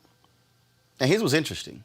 In the letter from Willie Gary to Jacob Waltauer with Blueprint, they assert that Robert Shoemake owns 49% of the company. They responded by saying, wait a minute, what about all these cease and desist letters? They go through all of this information in here. They lay all of these things out in terms of various transactions, things that they've done, and they just lay this entire response out. This actually happened today. So that group, Willie Jackson, Robert Shoemake, posted this on the Ebony website. Ebony ownership immediately removes Jacob Waltauer as chairman with cause, citing the letter saying that Ebony ownership grew concerned when Waltauer began to book media appearances and shared confidential information with outlets like the Wall Street Journal. Well, I talked to the folks at Blueprint, and they said this comes down. This is absolutely nuts. So here's what you have going on right here, folks. You have the group, Willie Jackson, Michael Gibson, CVG, who acquired the assets of Ebony. They used money that was given to them from Parkview. Parkview now had their debt taken over by Blueprint. Blueprint does an investigation, and they're saying, this is crazy. They oust Willie Jackson as chairman CEO. Now you have Willie Jackson and Robert Shoemake saying, no, Robert Shoemake owns 49%. That was sold to him. Blueprint is saying that deal didn't even exist. It's not even real because it wasn't even properly approved. Massive drama. Here's where we stand, what we don't have, what we have right now, Greg Carr. There's no Ebony magazine. They haven't printed an edition in months. You've got a website that's pretty much defunct, social media that's defunct. So here you have this historic brand, all of the things that it's done over the decades. Right now, that's wrapped up into a huge, absolute mess. Well, brother, as someone who has written for Ebony magazine, and when I was offered payment, I declined because I said it was more important for me personally to be able to say and to tell my mother and to tell my community that I wrote about the National Museum of African American History. I wrote about the Black Panther Party. I wrote in the print edition. And my name will appear in the same magazine that Lerone Bennett Jr. wrote in. It's more important for me, but I also understand that there are other people who needed that little bit of money who never got paid. And I guess what I'm saying is, listening to you walk us through that, the thing that gives me hope is that when the smoke clears, the thing that still exists is that decades of archive and momentum that form the core of why Ebony and Johnson publications have meant so much to us. The work of the Lerone Bennett, the Black women's issue, the Black vote issues, the annual discussions of what is most important in Black America, and Jed and Ebony and Negro Digest and Black World. And this will be sorted out. We know courts of law there is. As long as the assets of Ebony are not dispersed, and I mean the intellectual capital, then like a phoenix, it can rise. And I mean, it's discouraging, but I have some faith that Ebony will rise again. Well, the intellectual capital, Reese, that's there, it's really the paper edition of the magazine. So what CVG did not acquire, the photographs, that of course was sold to a group of foundations that will be provided to the Smithsonian, the African American History Museum. They do have those paper editions and all of that.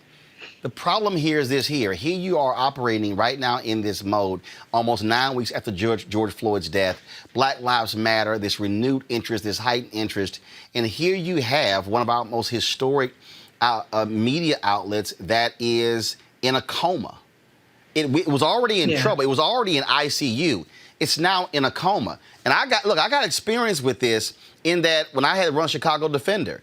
And look, trying to save that whole deal and all the drama there, and it was a mess. We did revive it. They went back to the whole deal, and they no longer print a publication. You barely have anything on their website. So yeah, technically it's still there, but it's not there. This is what I'm talking about when we have to be able to take care of these institutions and not allow them to wither on the vine, which means you got to have folks running them who know what the hell they're doing. Right, Roland. And what's disappointing from the way that you've laid it out is that we're talking about a Black investment firm that took it over.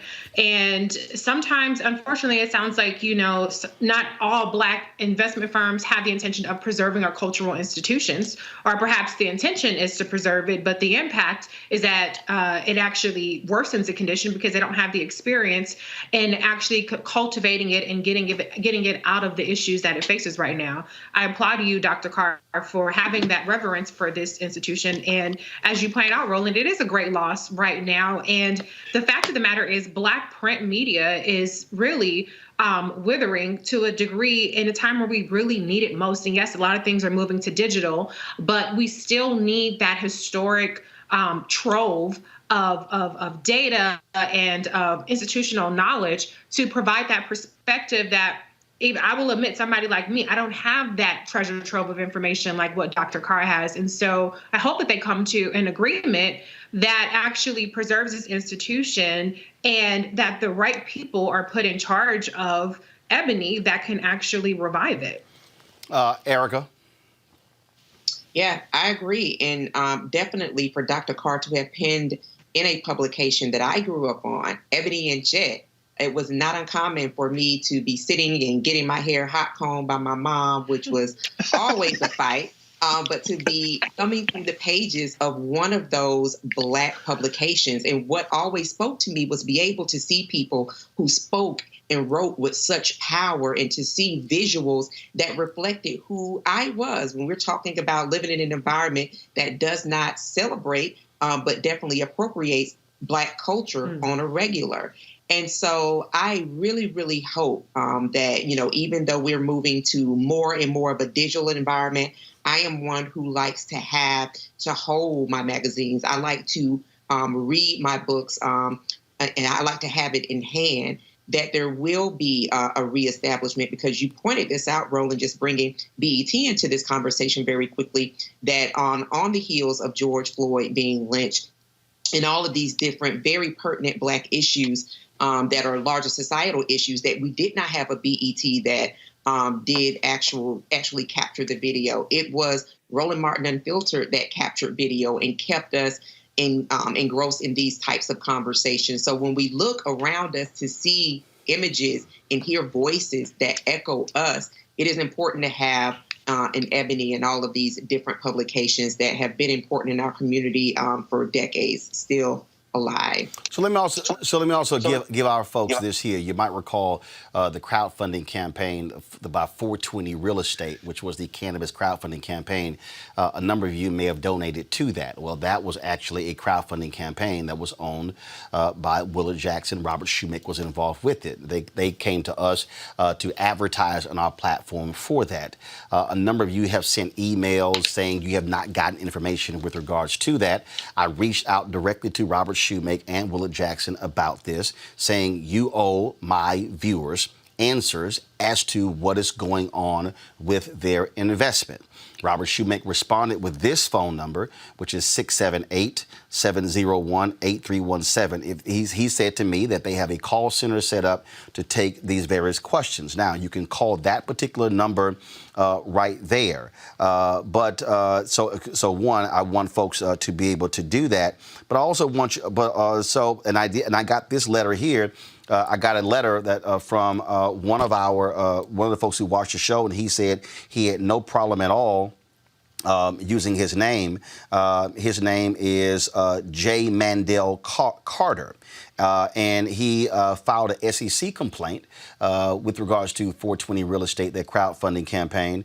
He's now sent a letter to 420 Real Estate, to Willard Jackson, Robert Shoemaker, demanding a request for refund, citing lost profits. And so, again, if you have any questions regarding that crowdfunding campaign, remember, they were an advertiser. They are responsible for those issues. That also is a part of this. In that response from Jacob Waltower to Willie Gary, to Willard Jackson and Robert Shoemaker, he talked about 420 Real Estate and payments being made. So again, if you invested in that crowdfund campaigning of 420 Real Estate, you should call this number 678-701-8317, 678-701-8317. Robert Shoemaker said that they have a call center set up to discuss these things.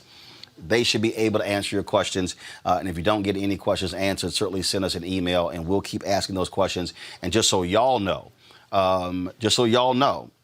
they had not made payment on our advertising deal, and I stopped doing those crowdfund live reads and began to ask them a series of questions, demanding answers, saying you owe my followers who gave money answers as to what's going on with those funds. And so I have been asking those questions for several months. I've made it perfectly clear to Robert Shoemaker and to Willard Jackson. I will continue to ask those questions and to get those answers. I said because y'all are black. This was a partnership with Ebony. And I said, and guess what? If you taking funds from black people, I expect answers to black people, because we don't play those games at all. And so I made that clear to Robert Shoemaker and Willard Jackson. That's also a part of this whole Ebony thing as well. And so I have been in communication with Jacob Waltower. I have been in communication with Willard Jackson. I've been in communication with Robert Shoemaker and all the folks involved. I established a very long email chain beginning May 1st, asking a series of questions, and I fully expect those to be answered and for y'all to be properly taken care of. So don't think for a second we're not paying any attention to these issues. And so the more answers we get, we'll deliver those answers to you. Willard Jackson had asked yesterday to come onto the show today, and then his lawyers advised not, but he did say he will come on the show next week. And so I look forward to asking Willard all of these questions about all of this drama surrounding Ebony and the 420 crowdfunding, 420 real estate crowdfunding as well.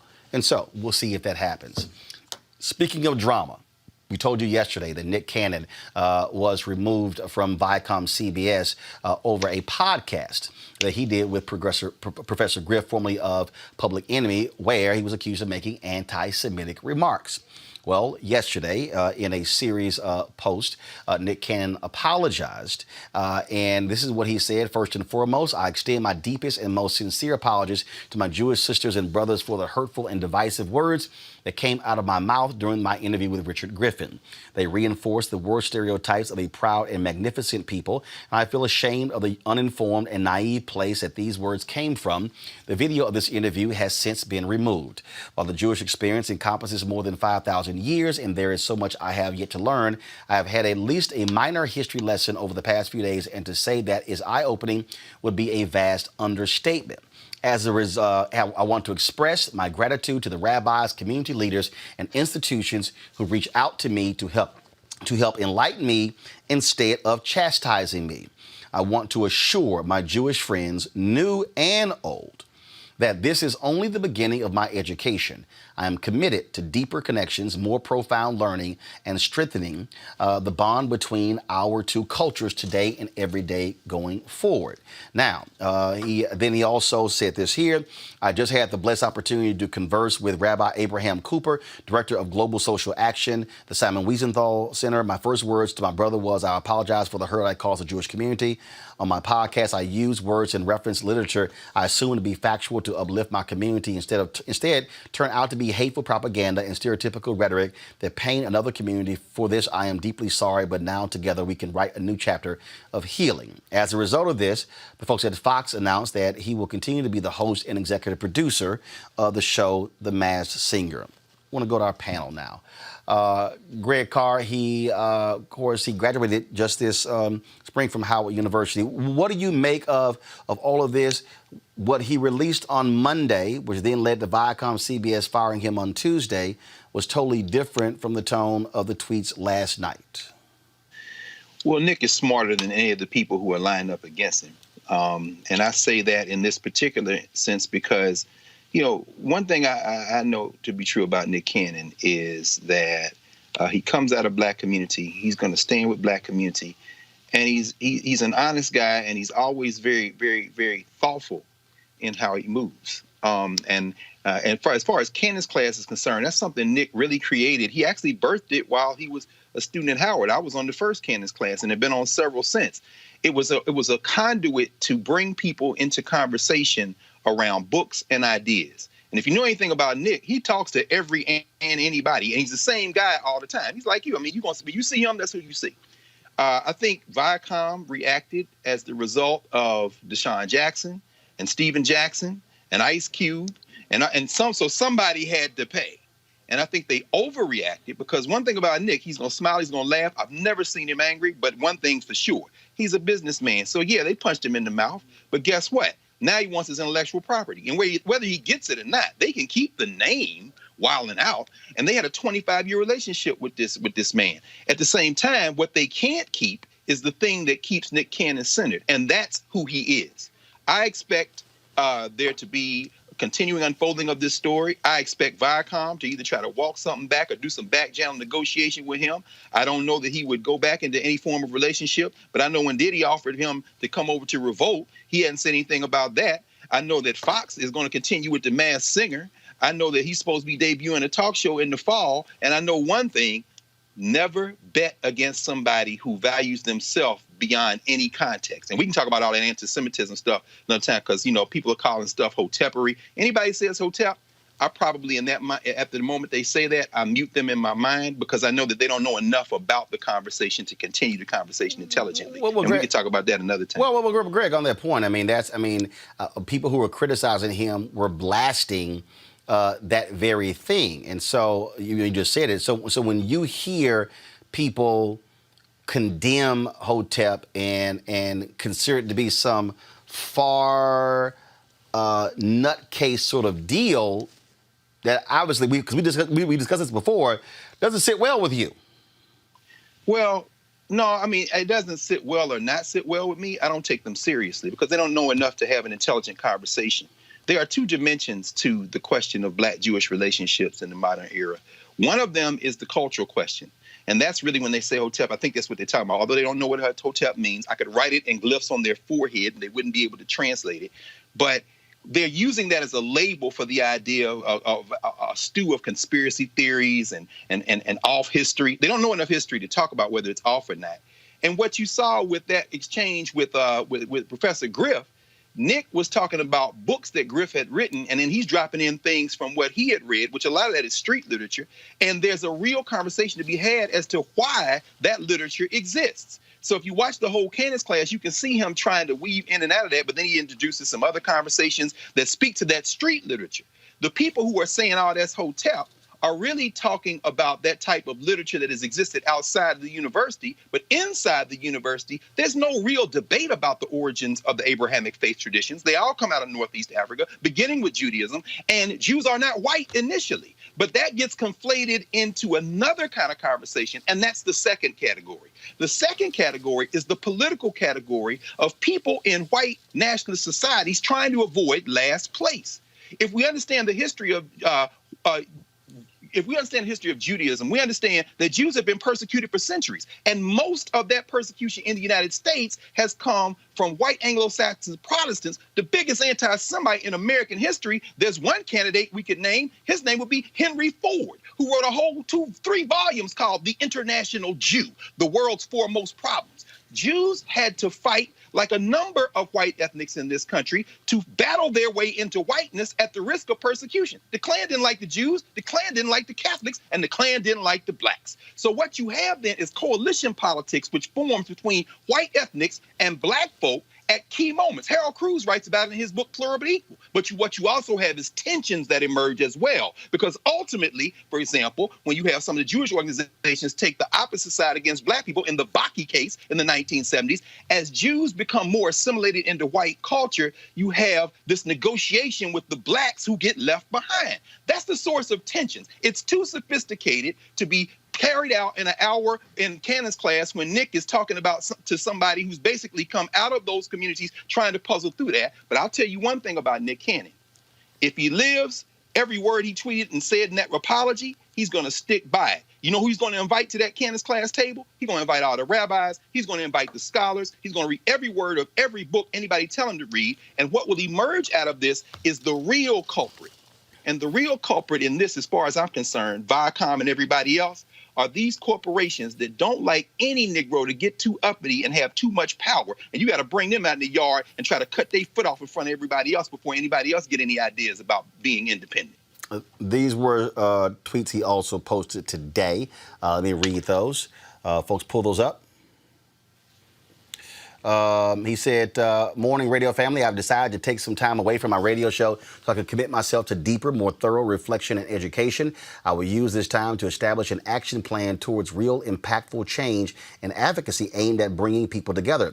I continue to express my gratitude to the rabbis, community leaders, and institutions who have reached out to me to help enlighten me. Their input and friendship will help me as I further commit myself to more profound learning and towards strengthening the bond between the Black and Jewish cultures every day going forward. Erica, your thoughts?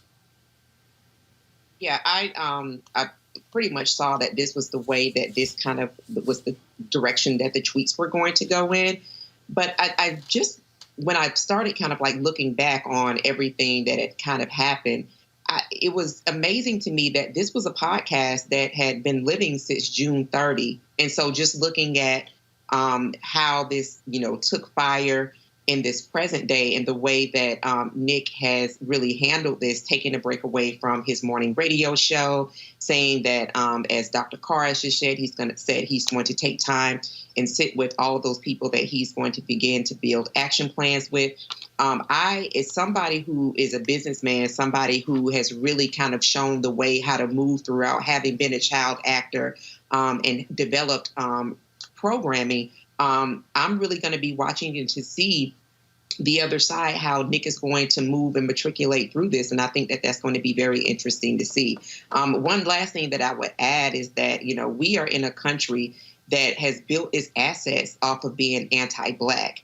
And so while anti-Semitism is definitely something that, all of us should really denounce, that we also have to be very, very conscious of the movement in the moment that we're in right now. And that is to move and push forward away from anti-Black acts that we continue to see surface throughout this nation.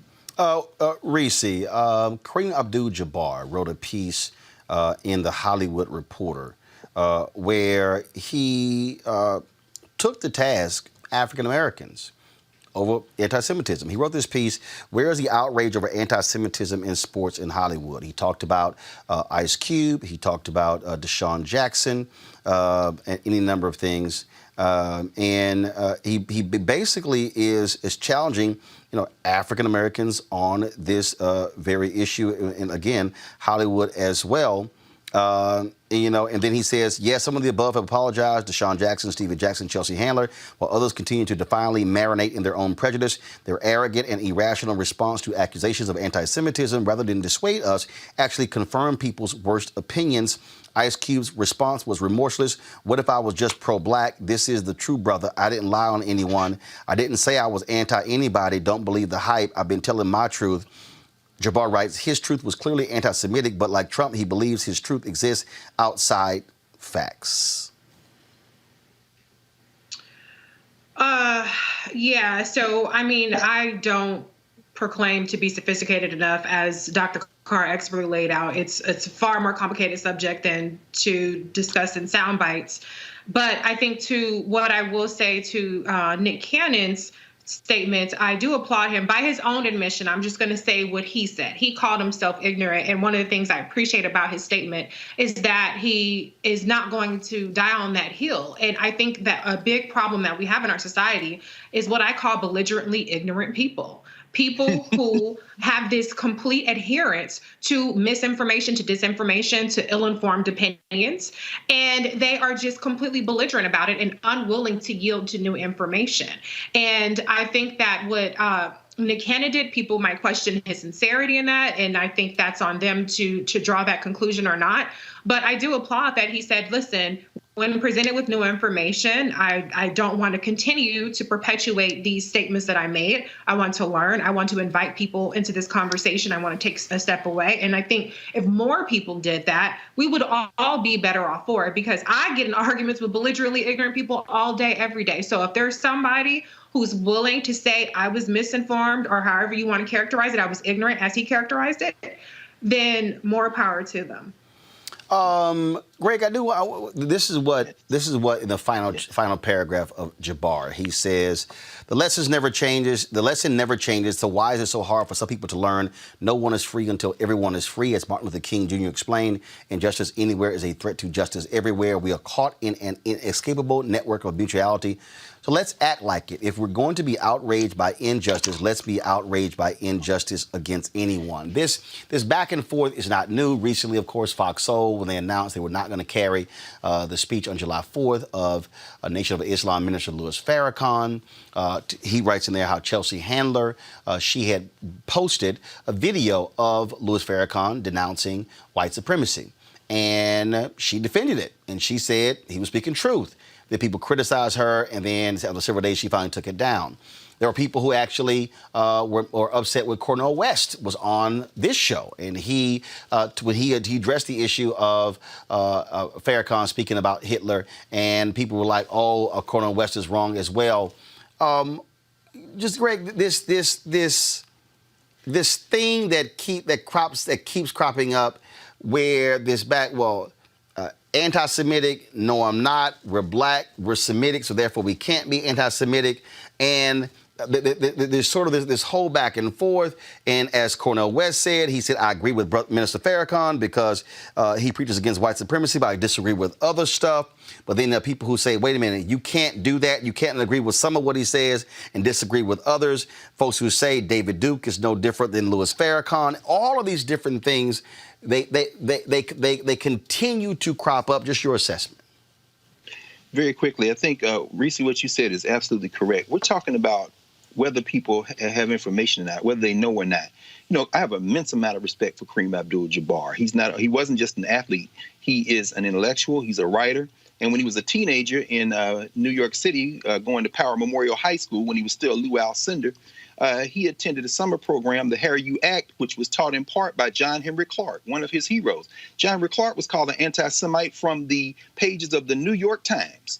by Henry Louis Gates in an article called Black Demagogues and Pseudo Scholars, where he tried to say all these black scholars who are reaching these black people in the streets, some of them are anti-Semitic because they make claims about the nature of the Jewish religion and where black people come from and what blacks are the original Jews and the Beta Israels and whether or not black people can be anti-Semitic. Let's be very clear. Anybody who is standing in the way of somebody else's human rights is in violation. We don't care. And let's also be very clear. A number of Jews very prominent in not only the civil rights, black power, liberation movements. So we can't use these categories to beat up whole groups of people. Let's also be very clear.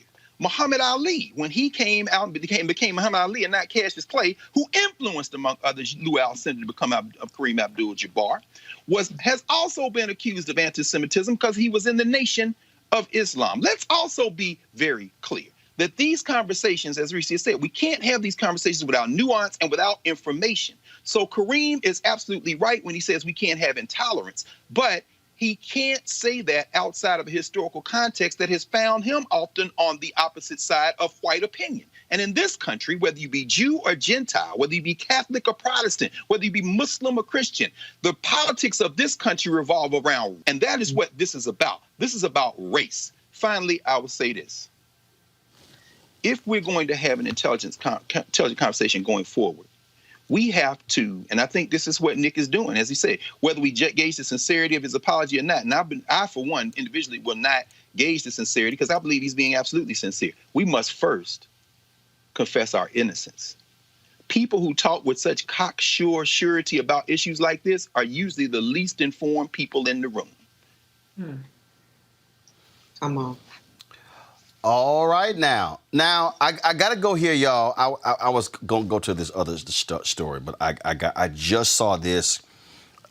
This is absolutely hilarious. Do y'all remember a little tweet Chuck Woolery sent out? 2 and 2 Chuck. Stop Y'all remember this tweet right here? The most outrageous lies are the ones about COVID-19. Everyone is lying. The CDC, media, Democrats, our doctors, not all but most, that we are told to trust. I think it's all about the election and keeping the economy from coming back, which is about the election. I'm sick of it. That was on July 12th. Do y'all know what has happened? Oh, yes, Roland. Please grace us. Do y'all know what has happened in the 4 days since that tweet went out? COVID. Y'all go to my iPad. Chuck Woolery changes stance on COVID-19 lies after son tests positive. The son of Chuck Woolery has tested positive. This was the tweet that he sent out July 13th to further clarify and add perspective. COVID-19 is real and it is here. My son tested positive for the virus, and I feel for those suffering and especially for those who have lost loved ones. Reese, he's since deleted his Twitter account.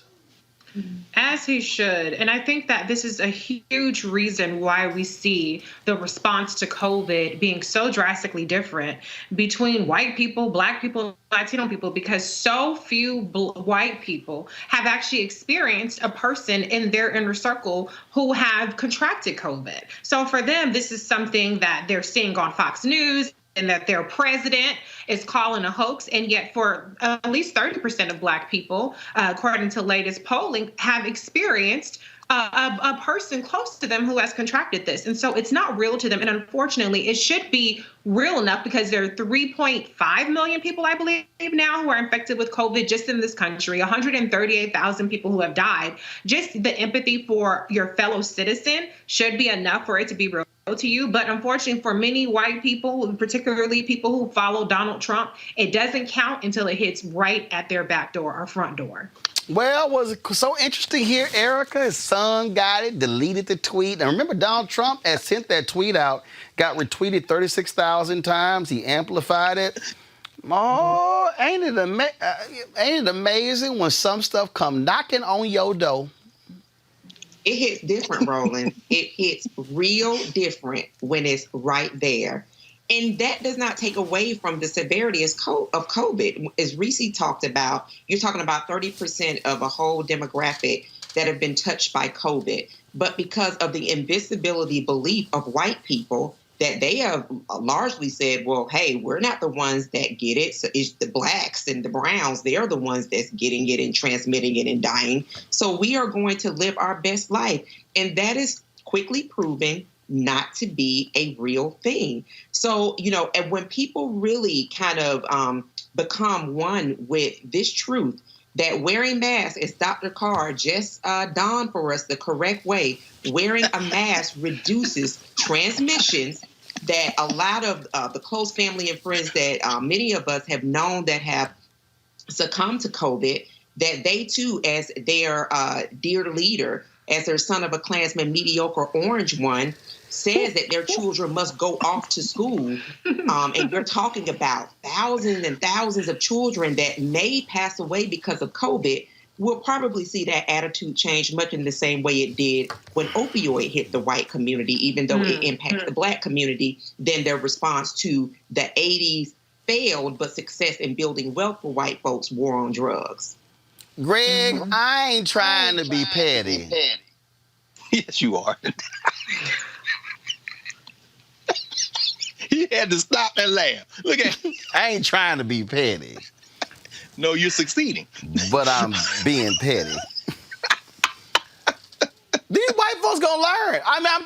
It's a dude in Florida, top official, adamant against masks. His ass in critical condition. Yes, sir. Well, Roland, we know that these masks are to protect other people. Black folk, don't listen to these white nationalists. They're at the end. Wear your mask. Put your mask on. Protect your mama. Protect your grandmama and them. Because guess what? They're going to cough and laugh and sit at the bar and eat barbecue and drink and swim and go to the beach. And when they look up and this thing has flooded over them, all these black and brown women in these emergency rooms who are nurses and essential personnel, and like our dear new ancestor sister in Louisville were EMTs and all that. Look, now we got to clean up behind them. This country going to have to make a choice because there never was a country to begin with. It's a bunch of people living in the same landmass. Chuck Woolery and his friends, all your friends, y'all are pressing the gas down on the floorboards of a car that's engine is about to blow out. And so what we going to do is wear our masks, wash our hands, keep social distance, tell our young people to be careful. And when they talk about reopening the schools, we're going to organize and make sure that our children are safe and that the children of the teachers who are in there are also safe. And we are going to have to separate ourselves out from this foolishness. Because at this point, as old gospel song used to say, soon one morning, death come creeping up in the room. And when death come creeping up in the room, it's colorblind. So black folk don't get in these people's way. If they're going to be fools, let them dance on to the grave. But we do not follow them into the grave. Never have, never will. I wasn't trying to be petty. But, see, Chuck might want to get you one of these here. See? That's right, bro. You know what I'm saying? I like y'all? that one, though. Well, I had to order one because I got to coordinate. So I had to get Texas A&M one. John Witherspoon. I had to coordinate. Yes, I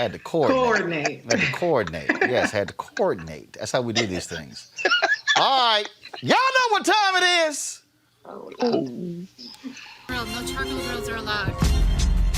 I'm white. I got you, huh? Illegally selling water without a permit on my property. Whoa! Hey! You don't live here. I'm uncomfortable. Lord have mercy. The white manager at a Holiday Inn Express in Ohio closed its pool after a white family complained about having to share the area with a black family. The black family were paying guests of the hotel.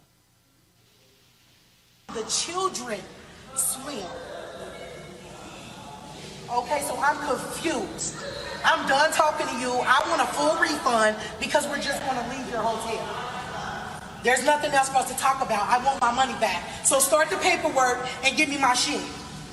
That's crazy.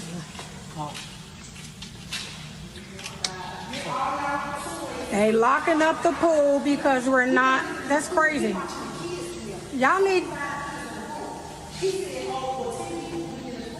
Okay, tell your other customers there's room. He said 10 customers in the pool. It was only 5 kids in the pool. Weird. No, you come on. Watch it. We're Where are your shoes, Addie? Come on, come on. Oh, okay, come on. We're not even in the pool. We're sitting outside. Huh? So he said some people are working on 5 of the kids inside the pool. So 5 of the customers could wait before they down the pool, right? Yeah. Y'all, come on out.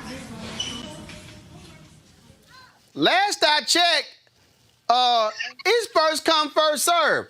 Let me tell you something right there, Reese. If I was that sister, I would tell that manager, you can kiss my ass. Y'all keep swimming. We ain't going no damn where.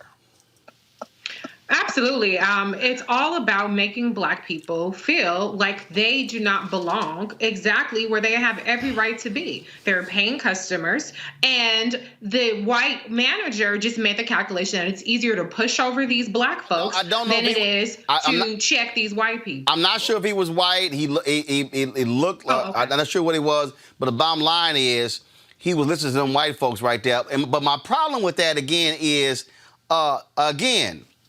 it's first come, first serve. Yeah. If the pool is full when your ass show up, wait. Exactly. I mean, look, Erica. I remember going to the pool in my neighborhood when I was growing up. If it was packed, man, your ass waited till it cleared out. Yeah. Right. Yeah. Right. I just want to bring back up a point that I just said earlier. This country thrives off of anti-Blackness, and people that can get in that boat and try to assert some power that they feel like they need to assert, they do that. And for this sister to have to pack up what seemed to be a lot of children, and I'll just be honest. I mean, hotels and pools, unless it is my own, not going to be in it, but can understand that those are babies and they want some level of relief. But I would not stop there. I would sue Holiday Inn because what she actually, by management really standing with whoever was on the phone making a complaint from their own position of anonymity or, however that went through, that they actually made their guests people who in this climate, in this economy, chose to actually stay at their hotel. They should have to pay for that and more than just a refund. So I hope this sister actually goes for the whole corporation because they are getting a lot of money. Greg, I'm telling you right now, if that was me, I would have channeled the great Della Reese. Look, bro. Are y'all slow in the control room? Go to my iPad, Lord, come on. Thank you, Come on, Holiday. Kiss my entire ass.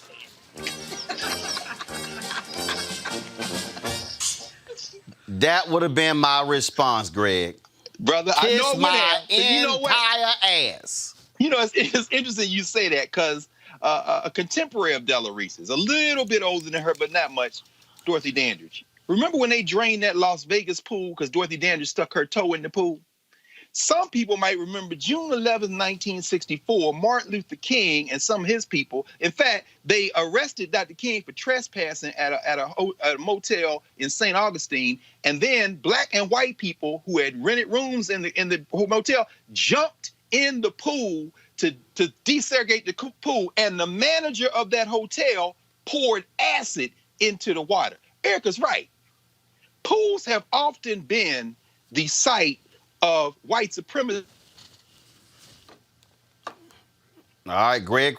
All right, Greg froze. Let me know when he's unfrozen, because he wants to make that point. He was about to get into it. Yeah, he's about to go there. We know. Y'all, what's up? What's up? The Sixth Army. What's up? All right, let's do this here. Y'all let me know when Greg reconnects so we can finish that point. I'm going to do this here. If y'all want to join our Bring the Funk fan club, we want y'all to do so. Please go to our Cash App, PayPal, Venmo. You can also mail it in. Of course, it's right there. New Vision Media, Inc., 1625 K Street Northwest, Suite 400, Washington, D.C., 2006. Let me know when y'all got Greg back. I'm going to read the names of folks who given $50 or more who join our Bring the Funk fan club. Let's get going.